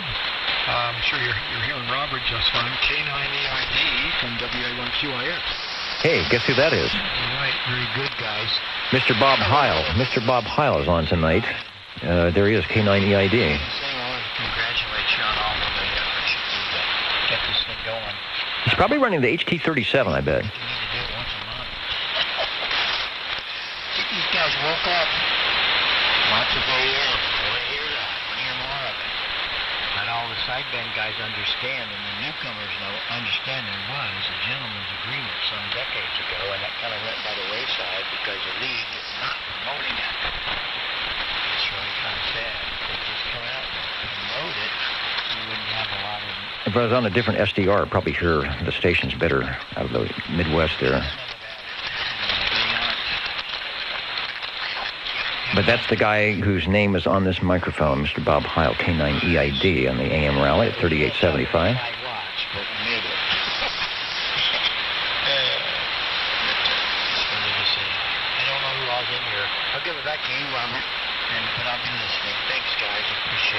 All right, let's see what kind of AM we can muster up here on the Old Tube Radio Network before we sign out tonight. Break OTR. And the break OTR, hello, 56/00. Well, hello, Dennis. It's pretty hard to follow. pretty hard to follow that one. How about a Lafayette Comstat 25B? I will take it. And I think you're doing well. We had some big iron AM. I think Bob Heil might be on his HT37, meaning he's running probably, out of the rig 40 or 50 watts maybe. So 4 to 5 watts out of the Lafayette should be a good thing. Let me see if I can dial up a picture of the 25B if I can ever find my picture page anymore. But in the meantime, take a transmission. Well, thank you, Dennis. Let's see. This has the squelch volume fine tune. It also has a standby mode for the radio, and it has range boost. The range boost is on, and 1, 2, 3, 1, 2, 3. The range boost is off, and now it is back on. Over. All right, it is definitely set up for the range boost to be on with the way you have your microphone set. I can hear you both ways. But working just fine on our little AM rally here in the Central Valley that we do every week, called the Old Tube Radio Network, specifically for the tube radio that run AM. And it is our first Lafayette of the evening. So give us another transmission. And gosh, maybe I should check. I've been checking everyone's frequency. I'll do the same thing for that one. Well, real good. There was a time when I had quite a few Lafayettes on Saturday night. This one's got kind of modernistic styling to the cabinet. It was one of those that looked like it belonged somewhere besides the garage. Yeah, there was a big kind of step up there in the early 70s where they changed, a lot of the radios changed from kind of the old utility look to the, maybe you can make it into the living room look. If we look like a Kenwood or a Sherwood stereo, we might make it in. And that one is definitely there with sort of the blacked out face style. And Lafayette was pretty good about making their electronic stuff up to date. They wanted to have cool stuff in their catalog too, I think. The 25B was one of the Panasonic chassis, and they were able to put their name on it. Sounding pretty good. You are our first station that I had to tune above 27085 tonight, like 27085.6. So well within range and sounds good on AM as Radio 7. Over. Well, thank you very much, Dennis. I'll get back to listening to the rest of the program. Thanks again. Okay, and you never know. I bet Bob Heil probably got a couple of Lafayette radios somewhere stuffed around there. We were looking for radio number 8.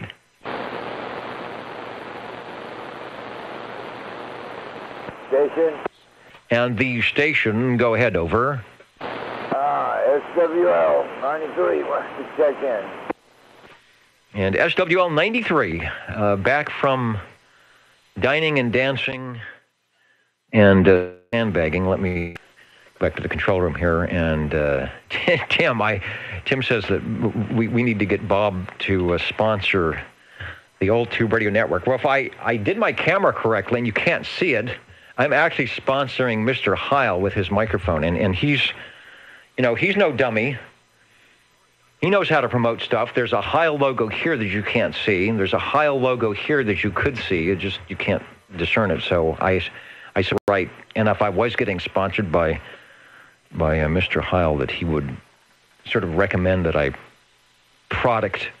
do a little product placement for the microphone. Yes, plus I have a Heil foot switch down there. The one thing I don't have is my Heil headsets, which is one of the biggest disappointments I've ever bought from Mr. Heil. Those what were they? They're Pro 5s or whatever they were. They were not good. Sorry, Bob. I love your microphone, and it's here. We're displaying it, but do better on the headsets. Actually, they do have a new headset out that's probably really nice, but I don't have one. And SWL 93. Louis, I did not forget about you as I was wandering off there. Let me go to the SWL page, and those who are tuning in across the across the world, across the universe, will see that SWL 93 is checked in, and I hope you're having a good week. Over. I am now that I have accomplished the task that I had at hand. Well, you had many tasks, but the one at hand is accomplished, and the other one, which was to check in on the old Tube Radio Network, has also been accomplished. Over. Oh, that too, over. That too, over. And you are sounding good, and I will check. I don't know if you had done anything over on the other Facebook page, but I will check you in there if necessary. But in the meantime, the radio... Oh, speaking of the radio, is that radio one that we could check in on our list? This here is the Land Command by SBE. It is a upper and lower channel and AM radio back in the 1970s. I want to say that the tag that I have says 1977, and there was 2 of these that were made, an AM side and this one that had sideband, and my dad was reluctant enough that he wanted some sideband or something to that effect, and this is what he bought, and I got it fixed when it got broke, and here it is. Wow, that is a rare radio, the SB Land Command. I see that there's 2 models. There's an LCBS 8 and an LCMS 4. I was going to see if we had a picture. We do have a picture. All right. I'm going to put it, this may not be your radio, and I know it's not a tube radio, but I just, picture's a picture. Let me go to the stream. That is a cool-looking radio. Got the dual meters and lots of buttons and the digital display. Are we close? Let me pull up the page, and I'll let you know, because I'm just now turning on my computer. All right, SBE, I believe it was Sideband Engineers. They did some amateur radio stuff as well in the about the same time, the early 70s.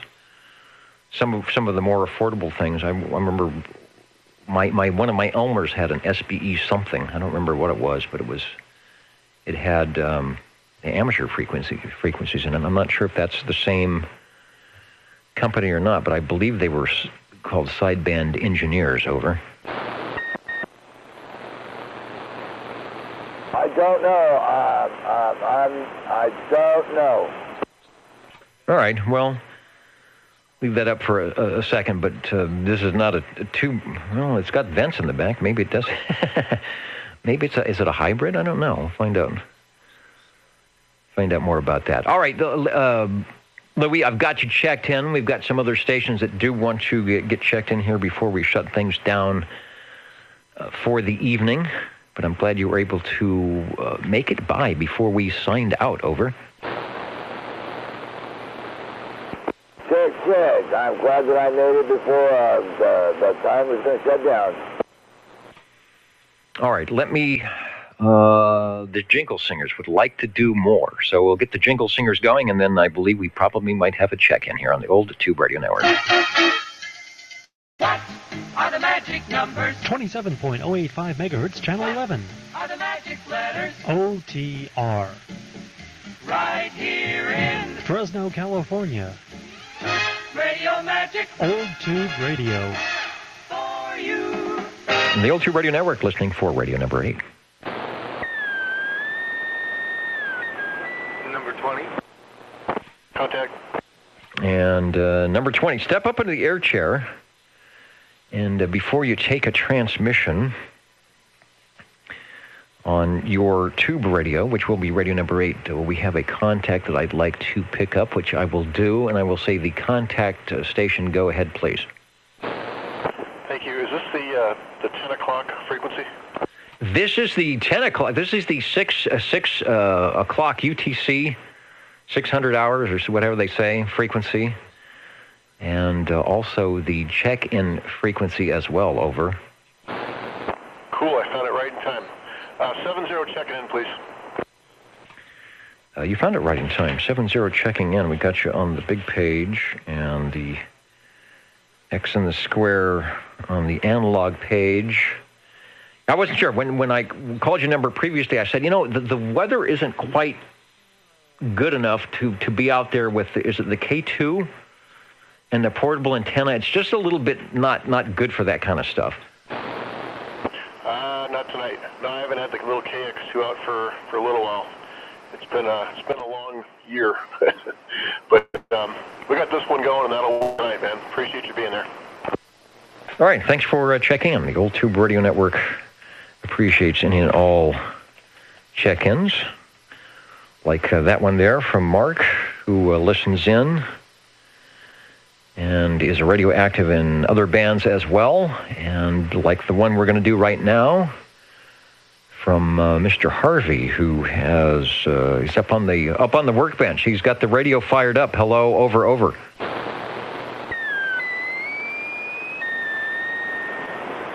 Roger. Number 20 here, Browning Golden Eagle, Mark III SSB. I've been kind of working on this thing, and in a roundabout way, I believe I got it going. So, unamped D104, and kind of let me know if it's doing okay. Sounds good.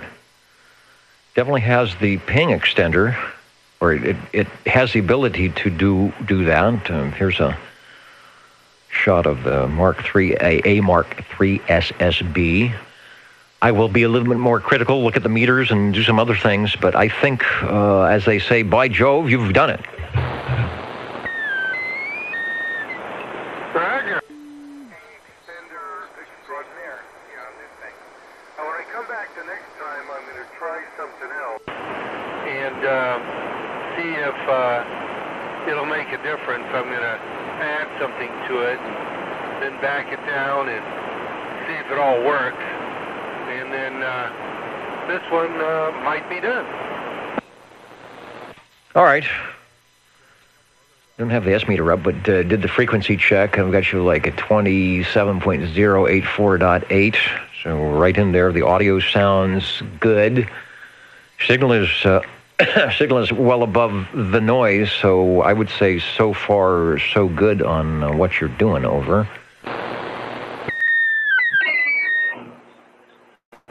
Okay. Alrighty. Hello. Yeah. Okay, I gotta back something down here. There we go. Okay. Kind of turn it into a super modulator type thing, I think. Initial signal should be up a little bit, and then it should have some decent forward swing, I think, if I'm reading everything right. And it does. We'll put up the S-meter. So I guess if you watch back the archives on the video, you'll see the S-meter. Yeah, your resting carrier now is about an S8, I think, which is where your fully modulated carrier was before the adjustment. Audio is good. And then you made, once you went to Plan B, you made an adjustment, and that actually did help the audio, and it did give you a little bit more movement, forward movement on the meter. So you whatever adjustment you made, it was a positive one, and the audio is not suffering, it's not sounding sidebandy or anything like that. Over. Okay. Well, then I had a few more things to do on this, but basically it's okay. It's an unamped D104. And the top's on the radio, so I can't adjust it, and I'm not sure how high it's turned up inside, but obviously it works, so there we go. Okay, I'm going to turn it back to you, crank things down, and then this radio is not mine. It's what I'm working on, and it should be back at its owner's place in a couple of days. All right, and did you say you were using a D104? Roger. unamplified D104, stock D104. Okay, then my other question would be, how easy is it to go back to Plan A, since I've got the S meter up and I can take a look at it again? Okay, let me unkey and do it.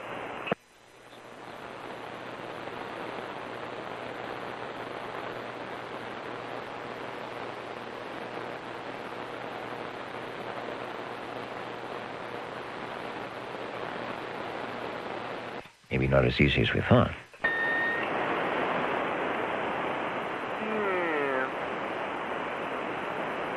Right about there. Okay, that should be about the original setting. Right there. There's your dead key. And there's with some audio. Yeah, looks good. A little over F7. And on the junky digital S meter, about a bar forward movement.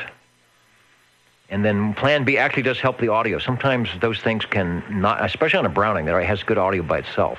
Sometimes those things can muck up the audio, but it actually does help. It's louder. That's what it's supposed to do. It gets louder and all that good stuff. And imagine if somebody's real close, you don't need it, obviously. May not make the audio sound any better, but it does get louder. Gives you about an S unit, go up to 8 and then 9. So I think you've got everything. You would be pleased with what you would be hearing if you were hearing it. Oh, Roger. Okay. That's what I was hoping. Well, I'm feeding back into another radio I just turned on. And you'll hear that one in a minute. But anyway, I'll turn it back to you, and then I'm going to fire up, well, I've already fired up this other one, and I'm starting to feed back. So I'll be on it in a minute. All right. Doing some counting and amounting here. Still up for a little bit if anybody wants to get checked in or bring by a radio before we sign out tonight. The Old Tube Radio Network still with a lot of you listening. And I think it's still up. Let me sneak in on the AM guys. Bring up the audio. Oh, they're gone. Oh, no, they're not. Well, what's your name and what are you running for a rig there? You may not be able to hear this other station. But that's the deal. They want everybody to try it out whether they can hear you or not. So I'm not hearing them on the West Coast SDR, but they're still working on 3875. Still working, of course, our jingle singers on the Old Tube Radio Network. Let's do some spelling. OTR. 27.085 megahertz. Channel 11, Old Tube Radio. Old Tube Radio. And we're listening for radio number 9.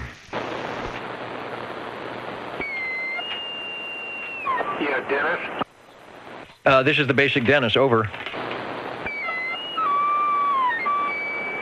This is the same radio with an amplified D104. Any major change? Well, it actually helps a little bit. You might have more amplification than you need, but, it does on the Plan A, it does make you louder.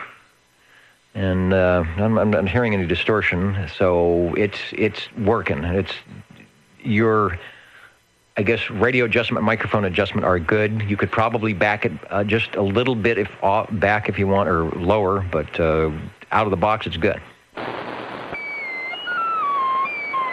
Yeah, I just did. I just backed it down.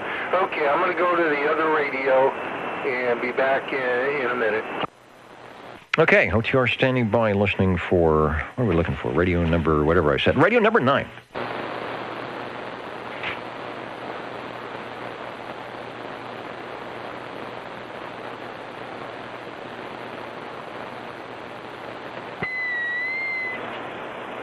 Hello, Dennis. I am still here, over.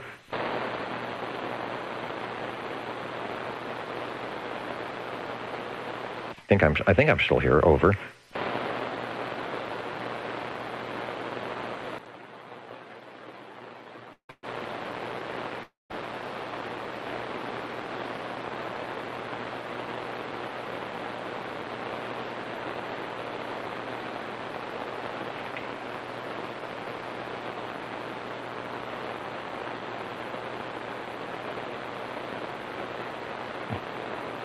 and hopefully there was no major crash of something over there. There you are. I couldn't hear you before. You know, I probably took a quick transmission, and maybe your receiver was not where it needs to be. Never heard in my entire life, and I've heard a lot of them. Did you modify the K3 in some way? K3. All right, somebody we can't hear talking on a K3 Elecraft for some AM, so it goes to show you that any radio will do tonight on the AM rally, just like we like any radios the tube radios that will broadcast AM. So, can you hear me now? Over. Roger. This is the Golden Beagle by R68T68 by, of course, Browning Lavatories. And, it's raining outside. Anyway, with the same unamplified mic I had on the other one. And this is in the stock position. Well, you just can't beat the audio of that, and you already know this, out of that radio for cleanness, and that is probably if you're running an amplified microphone, that's the way you want it. It just, sometimes you do the amplification on the Browning, and you can tell it has a little fuzzy around the edges, or you hear the room noise or something. That one always is just perfect. It's just the right amount of loudness that you could listen to for a long, long time. So you are radio, let's see, that was 8. The Browning Golding Mark III. Radio R68-268 is radio 9, and it sounds good, as you know. Well, I hope so. Okay, I'll let you go.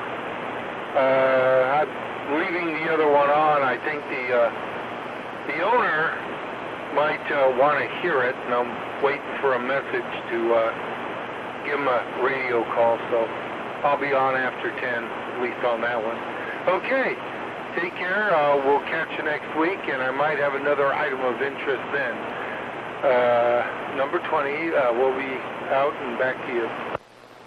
Items of interest are a good thing, especially when the tube radio mode for the old tube radio network. Counting and amounting here at OTR. Still plenty of time to get a radio checked in if you're warming one up, or get checked in on the SWL list, or just to say hi. OTR standing by.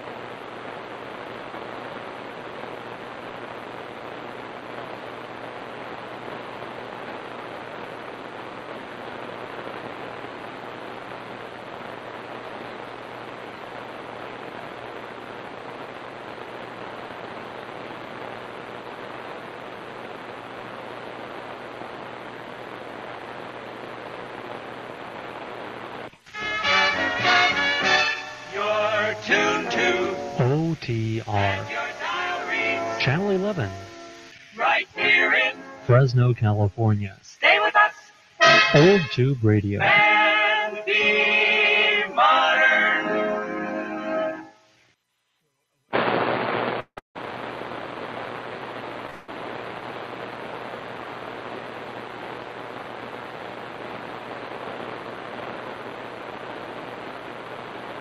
All right, back here in the control point. I guess we can wrap this up here tonight. Let me...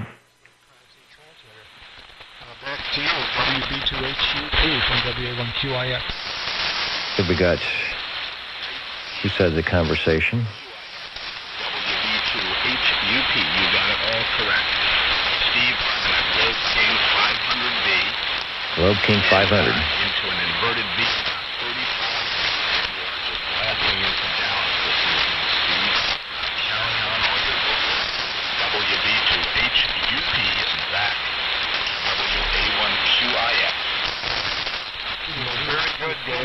like that call, HUP. Of course, that's a significant... All right, running the Globe King.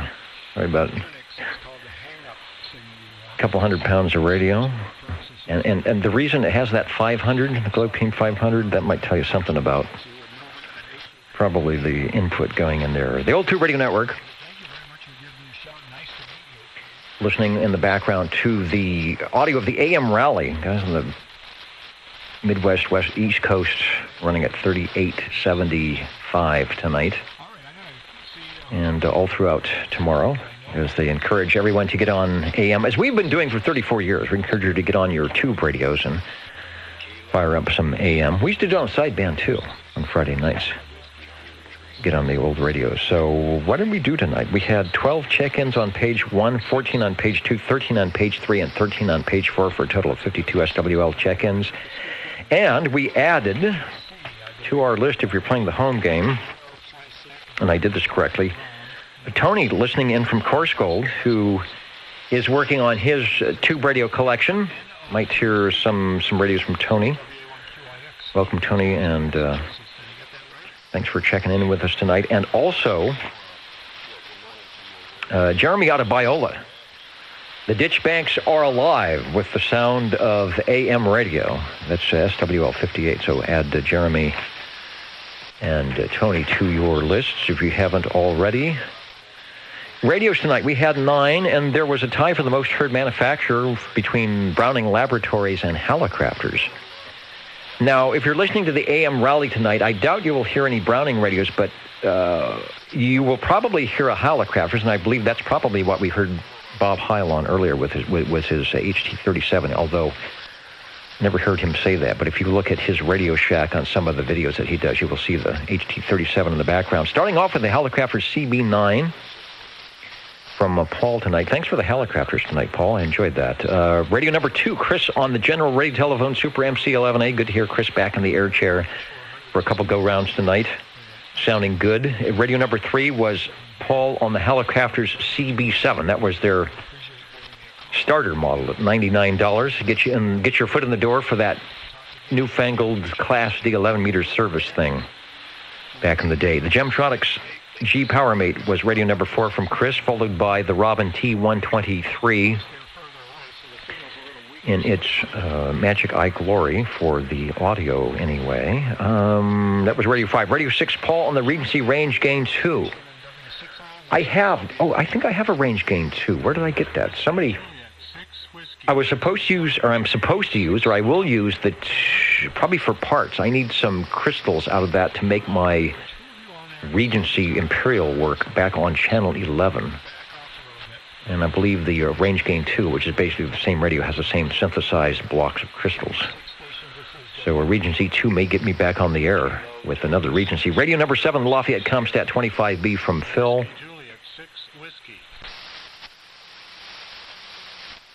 And the Browning Golden Eagle Mark III SSB. Checking it out, Harvey, Radio 8 sounding good, with or without Plan A or B. Audio is nice. The D104 amplified sounded good.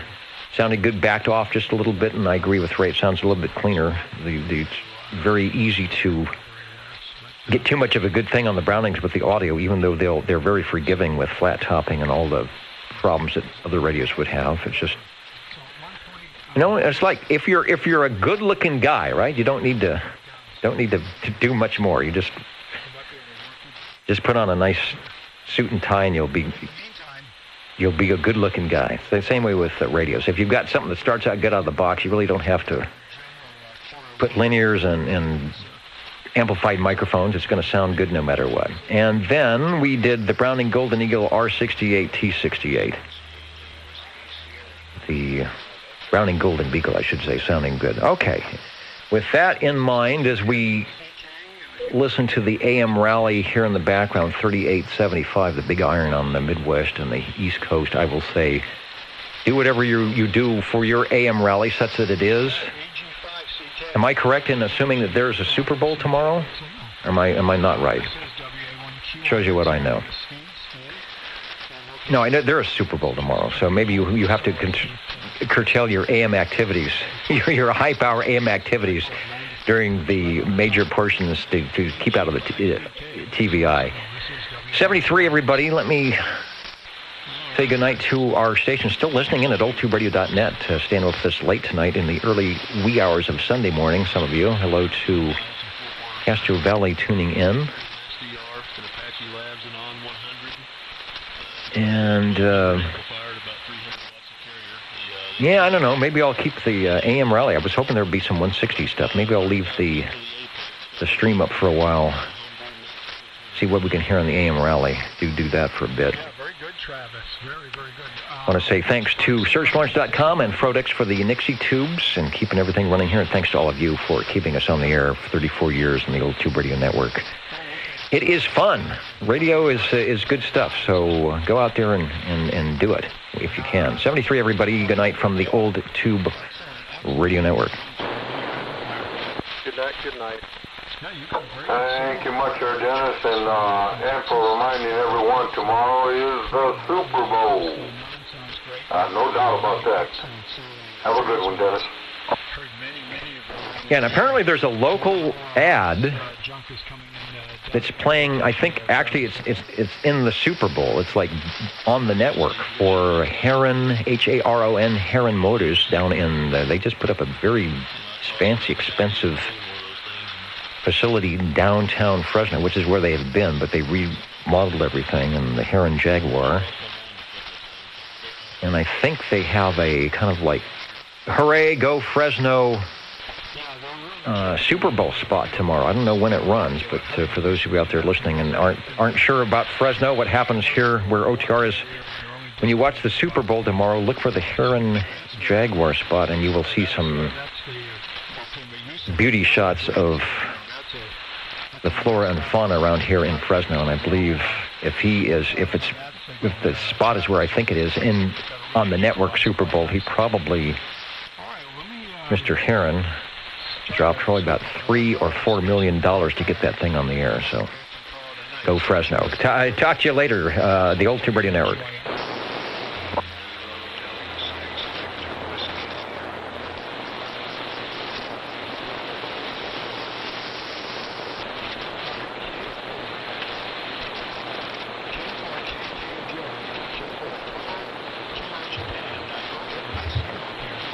All right, if I get rid of the other receiver here,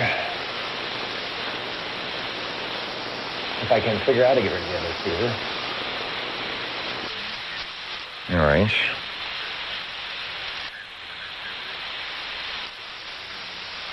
Boy, all the stations are on the East Coast, and the West Coast SDR isn't really doing it here. Let me see. So you're remote controlling the station? That's excellent. That's what I've been doing all day. Let me see if I can't get a closer SDR for these guys. That's really good. There's some remote control AM going on. I'm actually remote control now. I'm about 75 feet away from the transmitter station. I've done the same thing, remote control this transmitter from Denver, Colorado, and in my car and all that stuff. Anyway, what's your name there, and what is the equipment that you're controlling?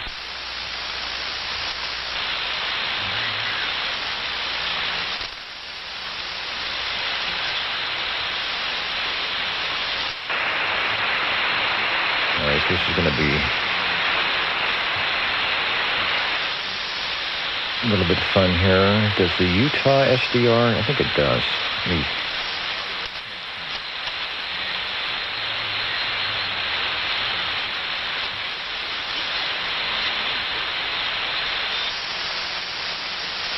Well, you're doing very, very nicely from North Carolina there, Ken. Yeah, it's nice to hear somebody else remote controlling. Well, I'm remote controlling Class E rig, so it's a little different situation. We do have Flex as the receiver on the VFO. So all right, that's a little better receiver probably here. Sounds great, and you'd never know the difference there, Ken. So very, very nice to meet up with you. I'd like to talk with you sometime about remote control. Well, I'm going to have to sign out and go to bed. It's 1:30. I got to get up and go to church early in the morning. So Wonderful hearing everybody on here tonight. We'll certainly be on tomorrow. Hopefully work some more folks in the AM rally here. So 7-3s for now, everybody. Thanks for everybody giving me a shout. Ken, nice to hear you in here, and boy, that remote's working great. This is WA1QX signing for now. Thanks, Steve. Good night from the West Coast, WJ6W. I'm at church here, out here myself in the morning, but it's only 10:30 for me, so hopefully I'll talk to you again soon. C4KK. Yeah, if I could pick up, Ken. This is W1VTP. Yes, sir, go ahead. I'll call us Whiskey 1, Victor, Tango, Papa. And I'm in New Hampshire. My name is Tara, Alpha Lima. And we're running a Class E transmitter, running at 400 watts carrier, and the receiver is a 1500, over. Okay, yeah. Nice signal into North Carolina tonight. I hope you're doing well. You guys have had some decent weather. It's getting better. It was pretty cold, and we're doing a whole lot better. I came out here to get the shack ready for tomorrow's carrier net, and I heard you guys on. I thought I'd say hi, and I've already worked stream a few times, so Steve, go to bed. So thanks, Tim. I think your name is Tim. Back to you for any final comments, and then I'll let you have the frequency. Over. Okay, Al. Well, man, I appreciate you coming back to me. And I think I'm doing about a little over 300 watts carrier here. So, yeah, nice sounding station. And good luck tomorrow, guys. And thanks for coming back to me. And we'll hopefully jump in here tomorrow sometime and talk to you guys. K4 or KKJ? Is that K4? Is that Kilo, Garth? Over? No, last is Japan. Kilo, Japan. Oh, sorry, I can write that down. K4, KKJ. Okay, got it. 7-3, and you have the frequency, my friend. I'm just passing through. W1VTP.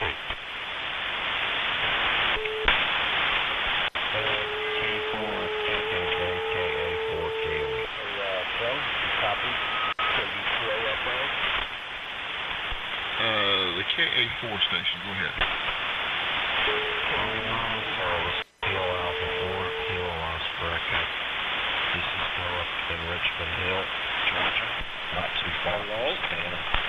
And you and Steve are the bandmasters, so both of you hammering here at 10:30 and 4:30. My primary transmitter's down for repairs. My power is out of the map further on, so I'm on a Flex 6300 930 along with a little pipsqueak 100-watt carrier. Well, Philip, you're doing a good job. You're about 20 over on me here as far as what the meter's telling me. So it's a pretty good signal for 100 watts, and the Flex is sounding pretty good, because that's what I'm going to do. Yeah, I tell you what, I missed the big relays clicking, you know what I mean? My transmitter's been down for about a month, and I've been ill for various things, and I've just not had the time to devote to troubleshooting my Bauer. So I missed the big contactor sound, you know what I mean? Yes, sir, I imagine you do. But any ETL when you'll have it back up and running? Maybe a month if I'm lucky. Just got to do some more troubleshooting. I've narrowed it down to the screen supply or the modulator section, and I'm hoping my iron's all right. But I lost audio and did some lot of troubleshooting on it and narrowed it down to that. Of course, this is my first broadcast transmitter. Everything I do is a learning experience. Well, hey, at least you're still able to get back on there, which is always good to have. But anyway, the Flex sounds pretty good. Not bad at all. Okay, well, I appreciate that. I'm processing the snot out of the audio. But anyway, I know there's some people in here, and I will keep it. So let's see if anybody else wants to listen, because you do have a commanding signal sound. Back to you, KA4Q. K4KKJ. All right, Philip. Appreciate it, man. Thanks for jumping in here. Going here tomorrow. Good luck. I hope we talk together. K4KKJ.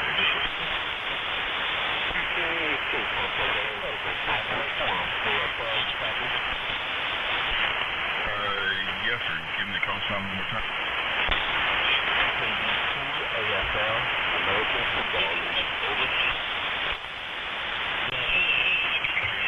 AFL. Yes, sir. I got you in here good. What's your location?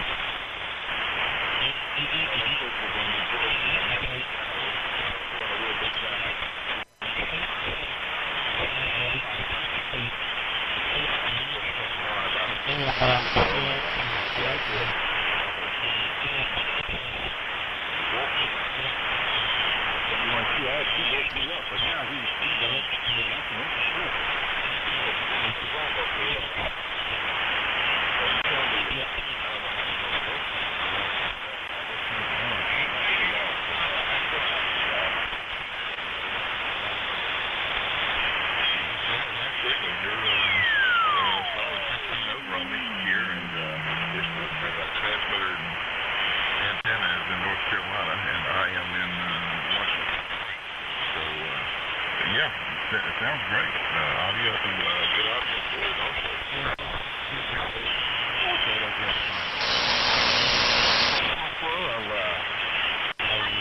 Celebrate in New Jersey. So 73s and playing by because KD2 AFL. All right, Daryl. Good talking to you, man. KD2 AFL and KJ 73s, my friend.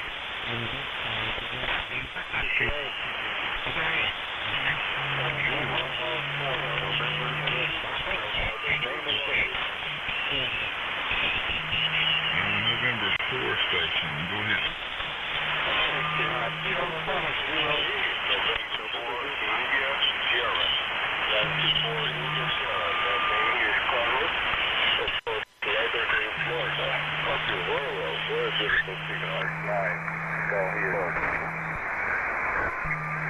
Well, nice signal here in North Carolina too tonight. You're a solid 9. You might be 10 over. If I look real close, but you're coming in great tonight. Dan seems to be in good condition. Yeah, I don't have your name. What's your name, please? Oh, I'm sorry, name is Kim. Kilo Echo November. Call sign is Kilo 4 Kilo Japan. The transmitter antenna is in North Carolina, and I am in Washington State. That's beautiful. That's beautiful, Cat. Well, thank you for the good fellow from the work at Raleigh is helping me in my voice, noise, more swings again. Back to K4, KKJ, November 40 to Sugar, Fort Lauderdale, Florida. Okay, guys. Nice talking to you, man, and I'm sure you guys are pretty warm in Fort Lauderdale, so keep it up. We'll talk to you soon. K4KKJ. K4KKJ WE40. Kilo 3 Fox Echo 5. Echo Fox. Yes, sir. Go ahead. I just wanted to get you I think I heard you last night. Kilo 3 Fox Echo 5.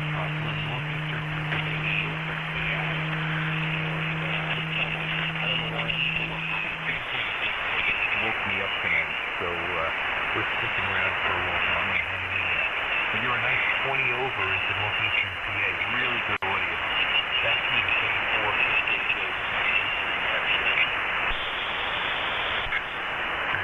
Yeah. Hey, what was your name? I didn't quite catch it. Oh, sorry, I don't think I gave it. Name there is Mike. Okay, Mike. Yeah, nice signal here too. You're about 10 over, 15 over, and get down to the station, sir. Yes, I am. You can have the frequency here in a few minutes. People can just. Roger that. Have a great night.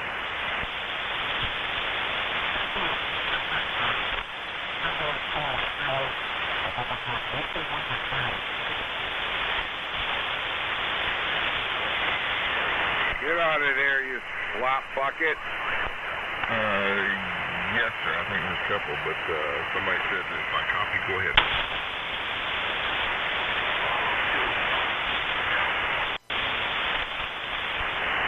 What, Bravo 2? Yes, sir. Go ahead. Try to get some in. Can I hear you?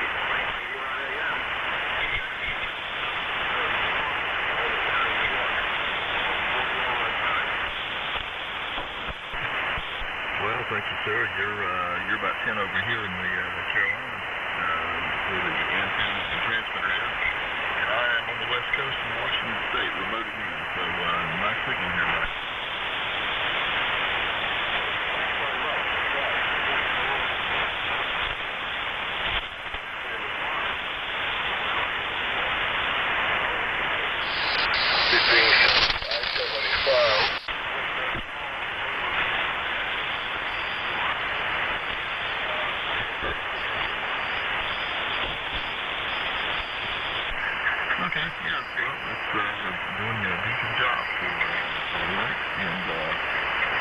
Being up in the little upper elevation in New York, helping us some too. But keep on station. And good luck to this road. You're going to be in here for the more AM contact. And I hope you get that one. K4. All right. K7YOO. K7YOO. Go ahead. Yeah, good evening. This is K7YOO, Skip in Winona, Minnesota. And we're running a T350XM and a Rodian Short CK07 to a doublet antenna. Anyway, the band seems to straighten right out, man. I'm glad I stayed up late. It's nice and quiet now. Go ahead. Yes, sir. It's been a pretty good evening so far. So, I think the name is Skip in Minnesota. Yeah, that is correct.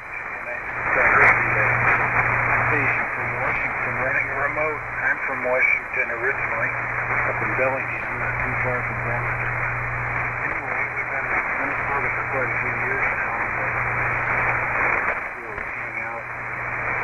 Anyway, you got everything correct, over. India Sierra, AJ1G. Okay, AJ1G. Is this correct? The call is November 4 India Sugar, Nancy 4 India Sugar. Yeah, I can imagine. Florida is very hot. I see. Is Ross military there?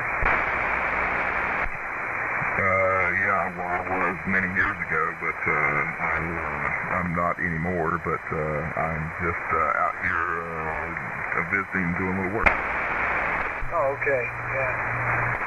I've worked on the base out there. That's radio. 4 India Sugar. Yeah, okay, Carlo. In November 4 India Sierra. November 4 India Sierra. Okay, 73, Carlo. Thank you for coming back. Continue to have fun in the Rally adventure this weekend. N4IS, good night, good evening, God bless, from AJ1G.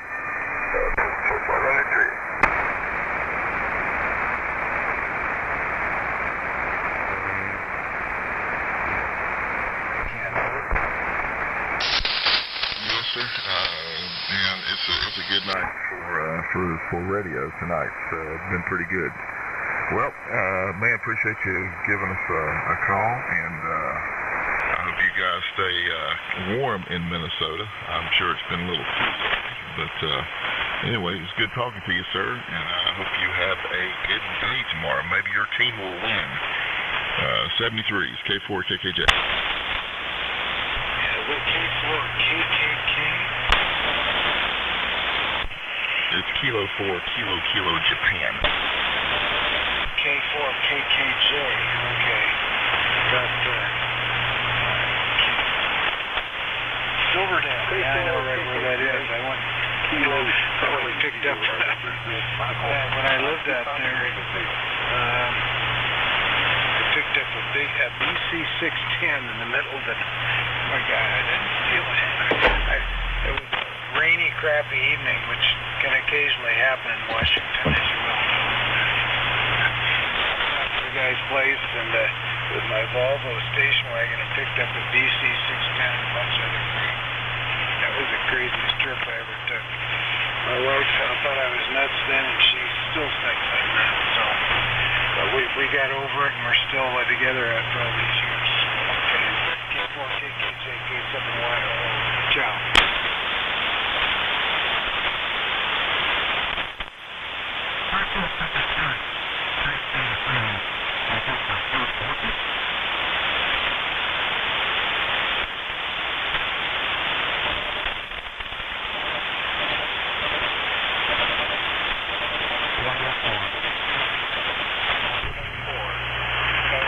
KD2 AFL, AM round, this is KD2 AFL.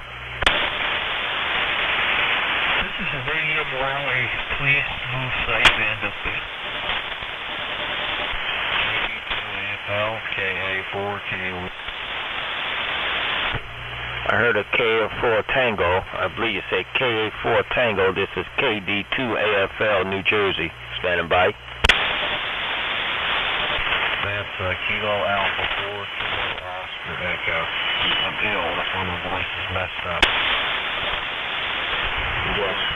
So, good morning to you, wherever the case may be. This is Darryl. I'm in New Jersey, running a Globe King 500B. So, tell me how you doing and what you're running. This is KD2. All right, bye. Okay, Darryl. Yeah, this is Philip. This is Philip in Richmond Hill, Georgia, and I'm running a Flex 6300 driving a Combs 30L1. My big box is broken for the time being, but this is what we're using right now. About 100 watts carrier. Okay, yeah, you're drifting a little bit. You said you was on a Flex. It sounded like you say a Flex 400 over. A negative. It's a Flex 6300 driving a 30L1 Collins. Oh, okay. Flex 6300. Okay, well, you're doing a good job. It's just that fading a little bit, but I did hear you. All right, 73s, and have a good one. This is KD2 AFL. I'm out. Hey, Philip, just want to say you're sounding a little better there. What are you, waking up?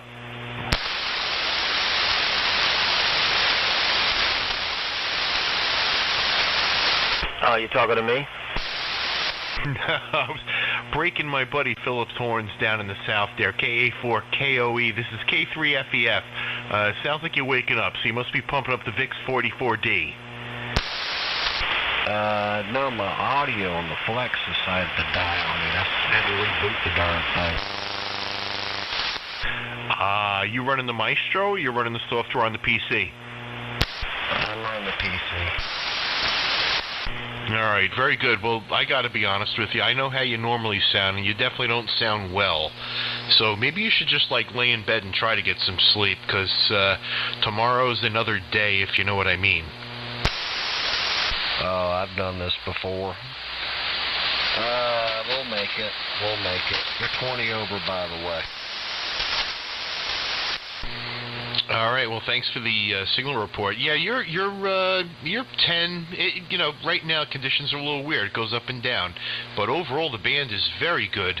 You're between a 10 and a 20 over. It just depends on from second to second almost. So, but good to hear you. And, yeah, we got to get together soon. Summer's coming, and I have no more animal problems. We got rid of our one sick duck. So we're definitely going to be taking a trip down south for sure this summer. Hopefully we'll see you. All right, well, we'll see what happens on that front there.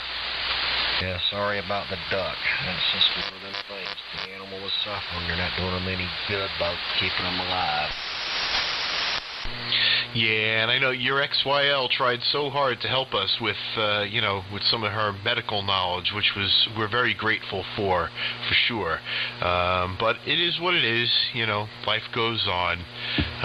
So I just wanted to, yeah, I don't actually know why I'm still up or why I have all this energy, but I'm hanging in there.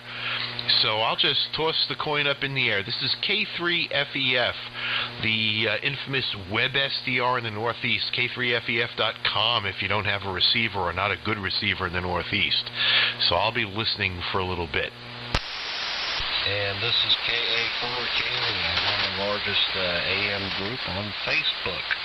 I am the evil overlord. Of course, we have to get on the AM rally, or I wouldn't save face. So I don't let a little virus keep me off the air. And I'm just an amplitude modulation minion for that Facebook group.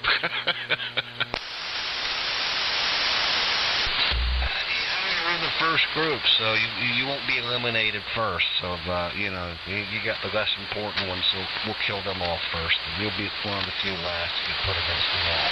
How does that make you feel? I am so proud to be a part of that group. I'll tell you, that group exploded like within the past year. It's amazing. So, yeah, no, great, fantastic group.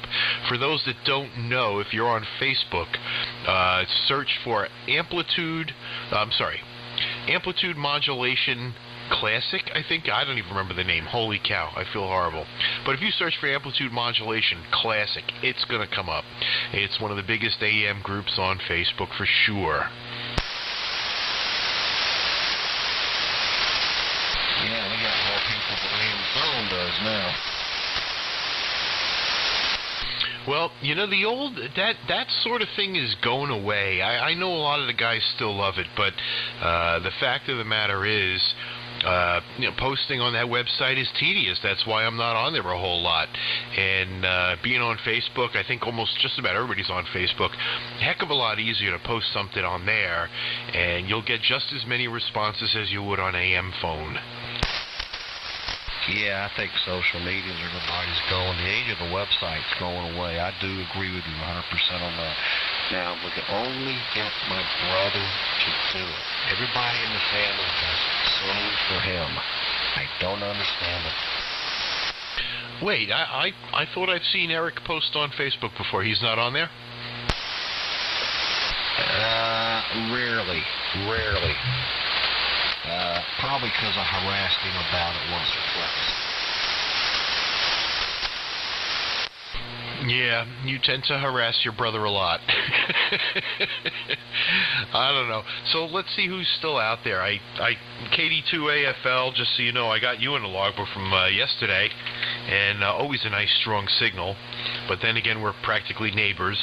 So let's see if anybody else is out there. Go ahead. Whiskey Echo.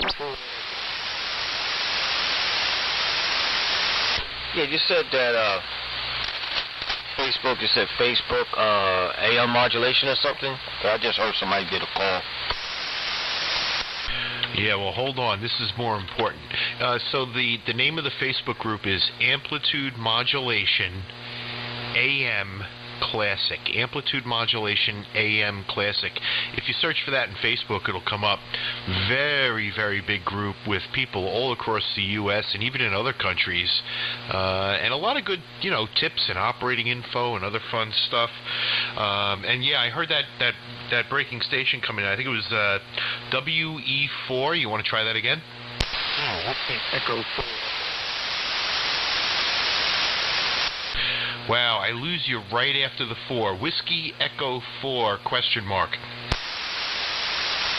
Yeah, let me try this one more time. Whiskey Echo 4, standing over your neck. All right, that time I got Whiskey Echo 4 Echo in Tennessee. All right, so is the handle there Danny? Just want to confirm. Yeah, that's correct. Well, my amp keeps kicking out. I don't know what its problem is tonight.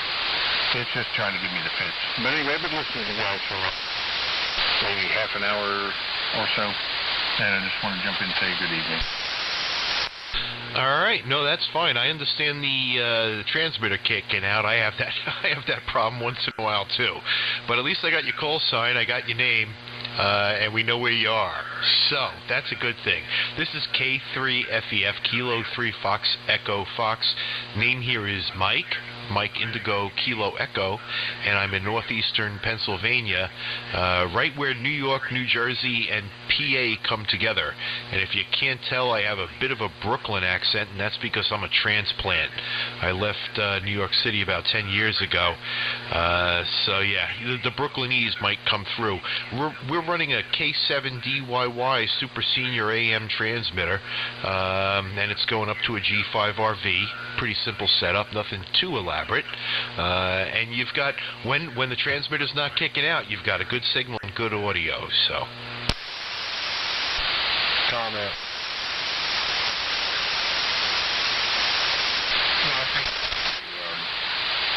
Mike, yeah, nice to hear you. You guys are putting a good signal in here as well.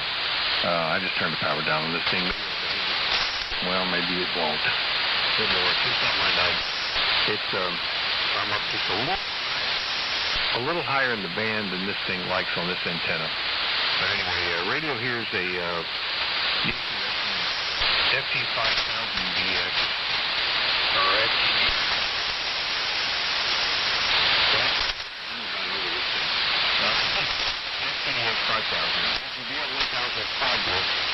Being a bit of a prima donna.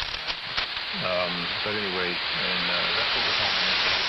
Right now, probably about 150 watts of carrier. I turned it down. Normally it'll do an easy 250. I had to do late. I'm high in the band and I know where to go. And like I said, the antenna's a little fussy up there. So, anyway, back to my K3FEF from WE4E. All right, well, I feel your pain. No worries about the cutting out. Actually, I copied that whole transmission, I think, pretty good. So, WE4E, got you in the logbook. This is K3FEF, QRZ. Anybody else out there? K3FEF, K7Y, Kilo 7, Yankee, Oscar. Kilo Oh, boy. See, I put myself in this position now. I heard an Oscar. Come back with the full call again? Yeah, K7YOO, Kilo 7, Yankee, Oscar, K7YOO, in Minnesota, over. Gotcha that time. K7YOO. Gotcha in the logbook here. Yeah, nice signal. I just, my brain, it's late at night and the brain isn't functioning too good anymore. But the sound fine, the audio's good. You're in S9, a little bit over S9. But very copyable audio. Well, back to you. K7YOO.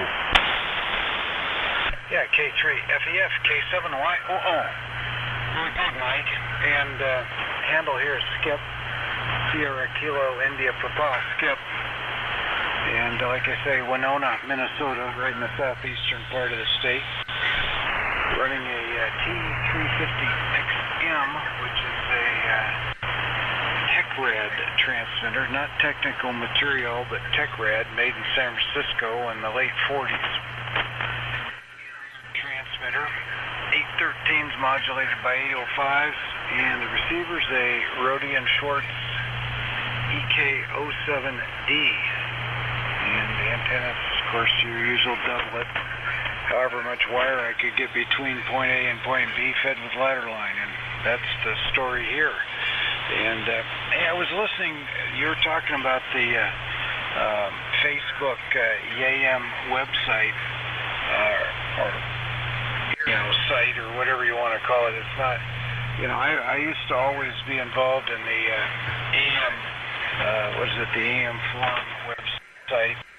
But, God, I haven't hooked into that in the past 2 or 3 years, so I guess that's still functional, but you're saying the Facebook page is kind of picked up where that left off. Is that correct? Over? Yeah, I think times have just changed a little bit. You know, AM phone is still a big thing. There are some other groups that are still very active, sure.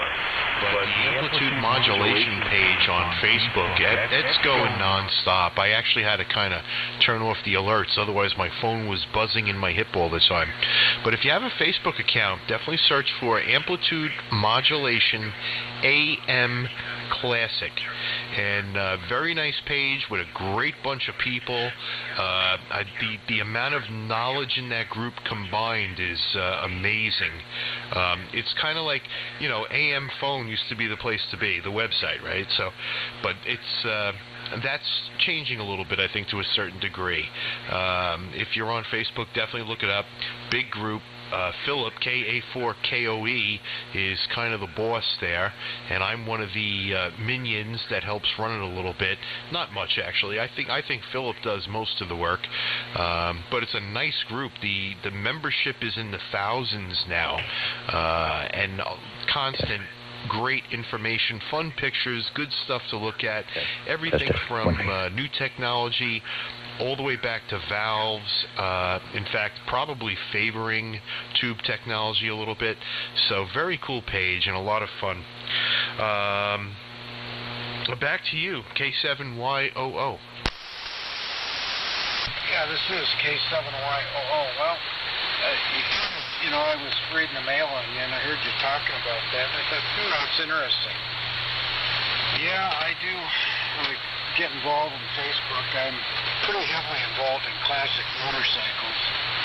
We have a machine shop where I restore a lot of ancient British and European iron and that kind of thing. So,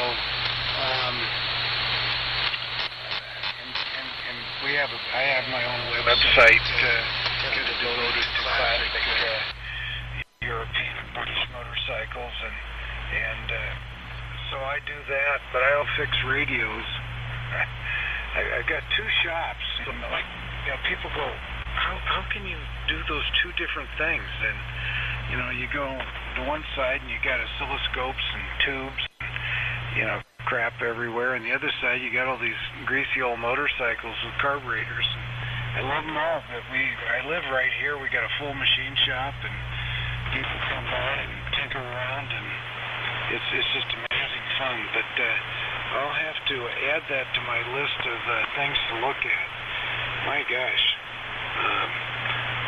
more diversion than we need, that's for sure. But I'll check it out. Thanks a lot, Mike, for the tip on that. K3FEF, K7YOO. Roger, that's good. There seems to be 3 common threads amongst all radio operators that I meet anyway. One, of course, is radio, and then there's vehicles, whether it's motorcycles or cars, or I happen to do Jeeps. I do a lot of Jeep restorations, including World War II Jeeps. And then the third thing is music. I'm also a musician. So yeah, it's certainly possible to have too many hobbies. But anyway, let's see if anybody else is out there, if anybody wants to pick it up for a little bit. This is K3FEF, QRZ.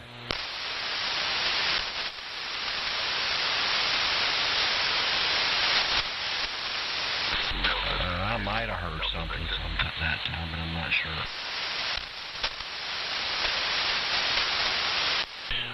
Philip, if you got a better copy, pick them up. I might have sort of heard something, so ask him to try again. All right, yeah, last call. Try it again. There was another signal coming in over you, so give it one more shot.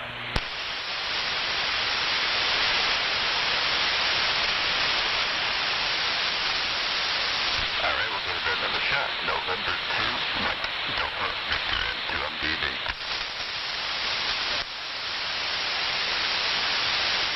November 2, Mike, Bravo, Delta. Nope, I got a copy on it. November 2, Mike Delta Victor. Go ahead. This is K3FEF. Over to you. N2MDV. Yeah, K3FEF from N2MDV. Oh, yeah. Well, hey, we can make it now. I'm definitely running through for you. Which is why I took a dive here for about half an hour and then decided to come back and see whether or not it might be a little bit better to get out here. And apparently it is. Name here is Phil, Papa Hotel India Lima, about 17 miles northwest of Charleston, West Virginia.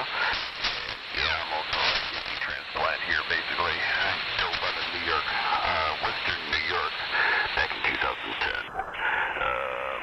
Right here, TS2000X, as if I'm going to talk on 1.2 gigahertz down here in West Virginia, but you never know. I was right at the time when I got the rig, huh? Microphone's as you can tell, it's a D104, it's the M6B, so not a hi-fi mic by any stretch of the imagination, but I did add the W2ENY electric element into it also, but I kept the aesthetic ceramic curtain, so I'm trying to get the best of both worlds.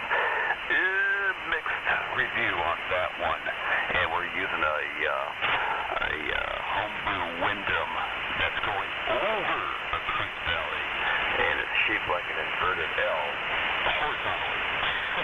So, anyways, K3FEF, I think is the call there from November 2, Mike Delta Victor. Let me just get, what was the handle there? Yes, Phil, Papa, Hotel, India, Lima, Papa, Hotel, India, Lima, Phil. All right, copy that, Phil. Yeah, we got you in the logbook here. Name here is Mike Indigo Kilo Echo, and I think you got the call sign right, Kilo 3 Foxtrot Echo Foxtrot. And it's so funny, I'll tell you what, you're making the most of that wattage there. You were, it's getting late, so you were between an S8 and 10 over, up and down a little bit. So maybe it's windy by you, I don't know. But it's just the way the things are going right now. And with the amount of power you're running, you're actually doing quite good. Pretty easy copy up here into northeastern Pennsylvania. Back over to you, Phil, for a final. Okay, I didn't quite catch where in Pennsylvania you might be. Actually, if you're in northeast Pennsylvania, we don't call that Pennsylvania. It's northwest Pennsylvania. We call Pennsylvania, like Potter County, McKean County, Cuyahoga County. Oh, I can't say that. But yeah, I used to live right on the Pennsylvania border of western New York. So, but like this, in West Virginia, to get away from what you are experiencing winter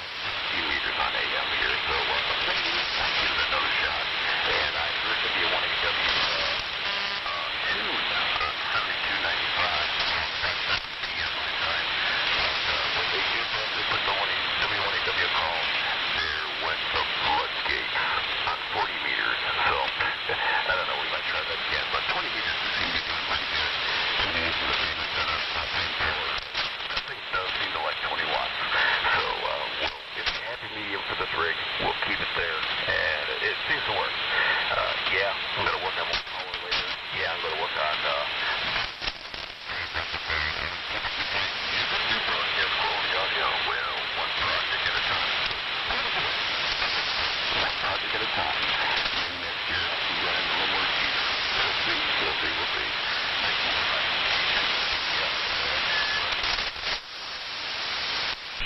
Very good, Phil. Yeah, the higher bands are always a challenge. I actually collect Gonset civil defense transmitters, and they're all AM, you know, and I can get them up on 6 and 2 meter, but no one's ever around, and of course, you know, it all depends on propagation. Every now and then I get lucky. They're kind of fun just to run for the heck of it. But yeah, definitely keeps things interesting. So let's see who else is out there. You're listening to the Late Show on 3875 AM. This is Kilo 3, Fox Echo Fox. QRZ? Correction.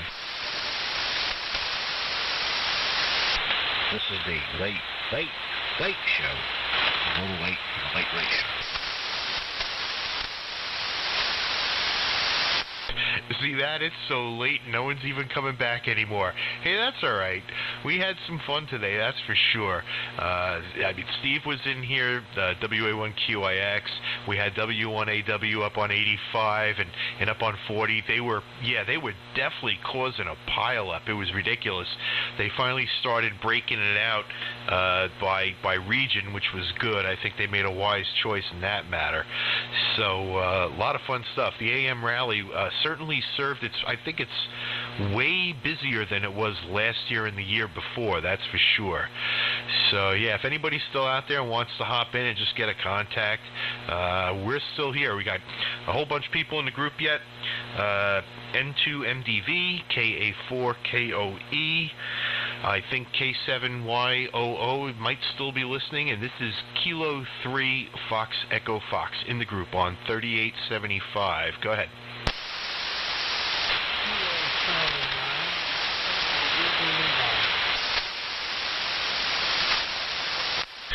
All right, that's going to be tough to dig out. I heard a Kilo Charlie. Try it one more time.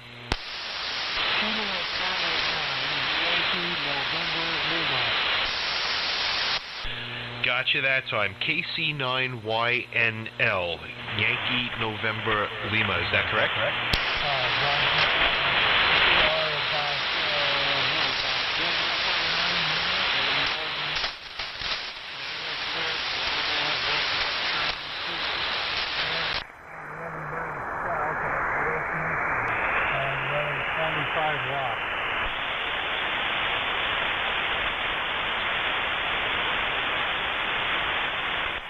All right, what was the handle there again? It was KC9YNL. I didn't capture the handle. Name is Rick. Romeo, India, Charlie, Kilo. Romeo, India, Charlie, Kilo. All right, copy of Rick. That time I got it. Yeah, it's a little tough pulling up. The noise floor band is actually pretty good, but the noise floor is going up a little bit. So it gets a little harder. I had to put my headphones on to try to pull out some of it, but no, you're making the trip. This is Kilo 3 Fox Echo Fox. Name here is Mike. You were pretty deep in the meter, about an S7, S8, but still got you out of the mud, so that's a good thing. Thanks for the QSO. Thanks for checking in here. I'm curious, Philip, do you have a copy on Rick there? I'm hearing, but not very well. You're hearing better than I am. Yeah, I had to put on my bunny rabbit ears to really. It was tough. But hey, he's running standard power that you would get out of a typical rig. So 25 watts. I think that's just fine.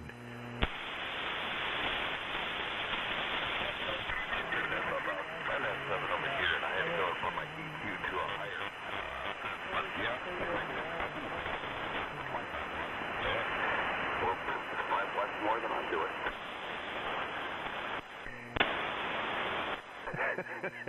Rick, I'm sorry. I really didn't copy that last transmission. KC9YNL. This is K3FEF. Sorry, having a really hard time pulling you out.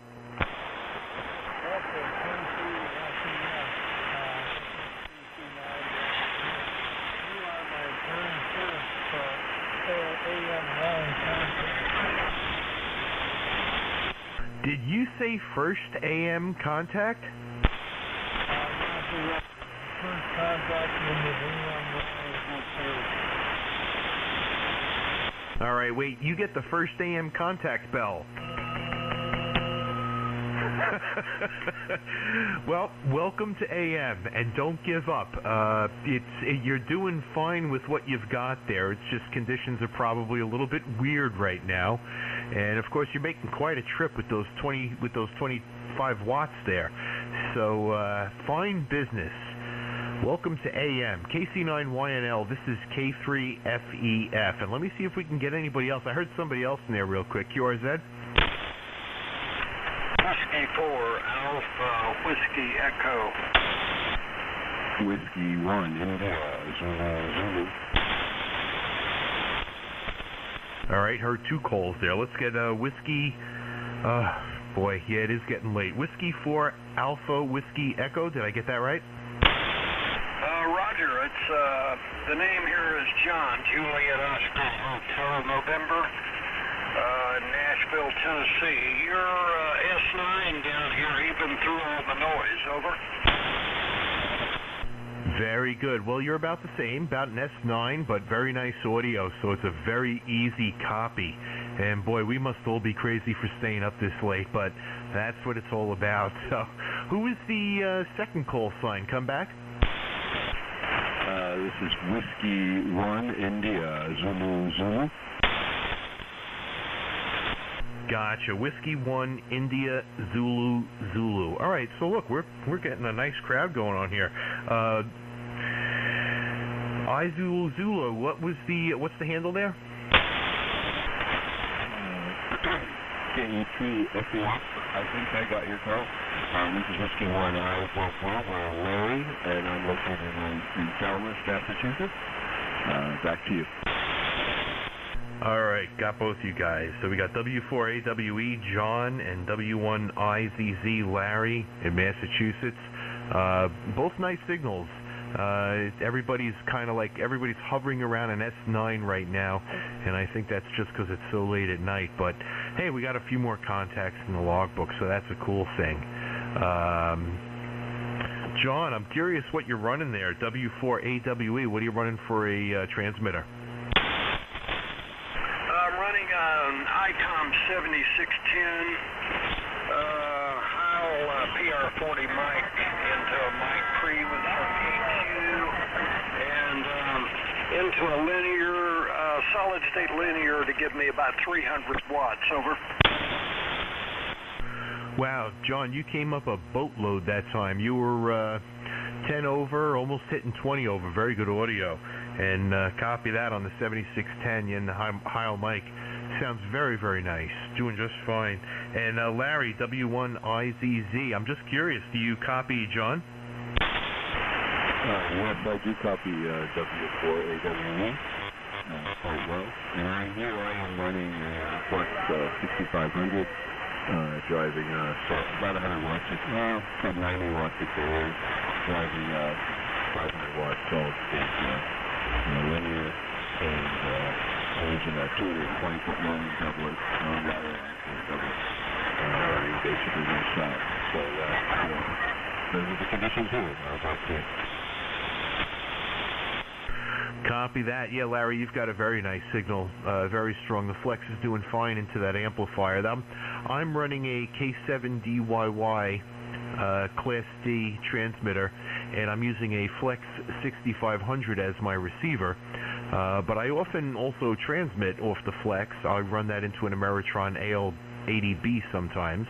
And I'm just feeding, I have a bunch of antennas here because I also run the K3FEF.com website, which is a WebSDR website for the Northeast region. So I'm always switching antennas around a bit, but right now, tonight, I happen to be on a plain old G5RV, which seems to be doing fairly good. That's up around 40, 43 feet, give or take, but that might change this spring. I've got one tower on the property. We're putting up 2 more, so that'll give me a little more flexibility. I'll throw it back over to you, John. Why don't you pick it up? W4AWE. Recheck.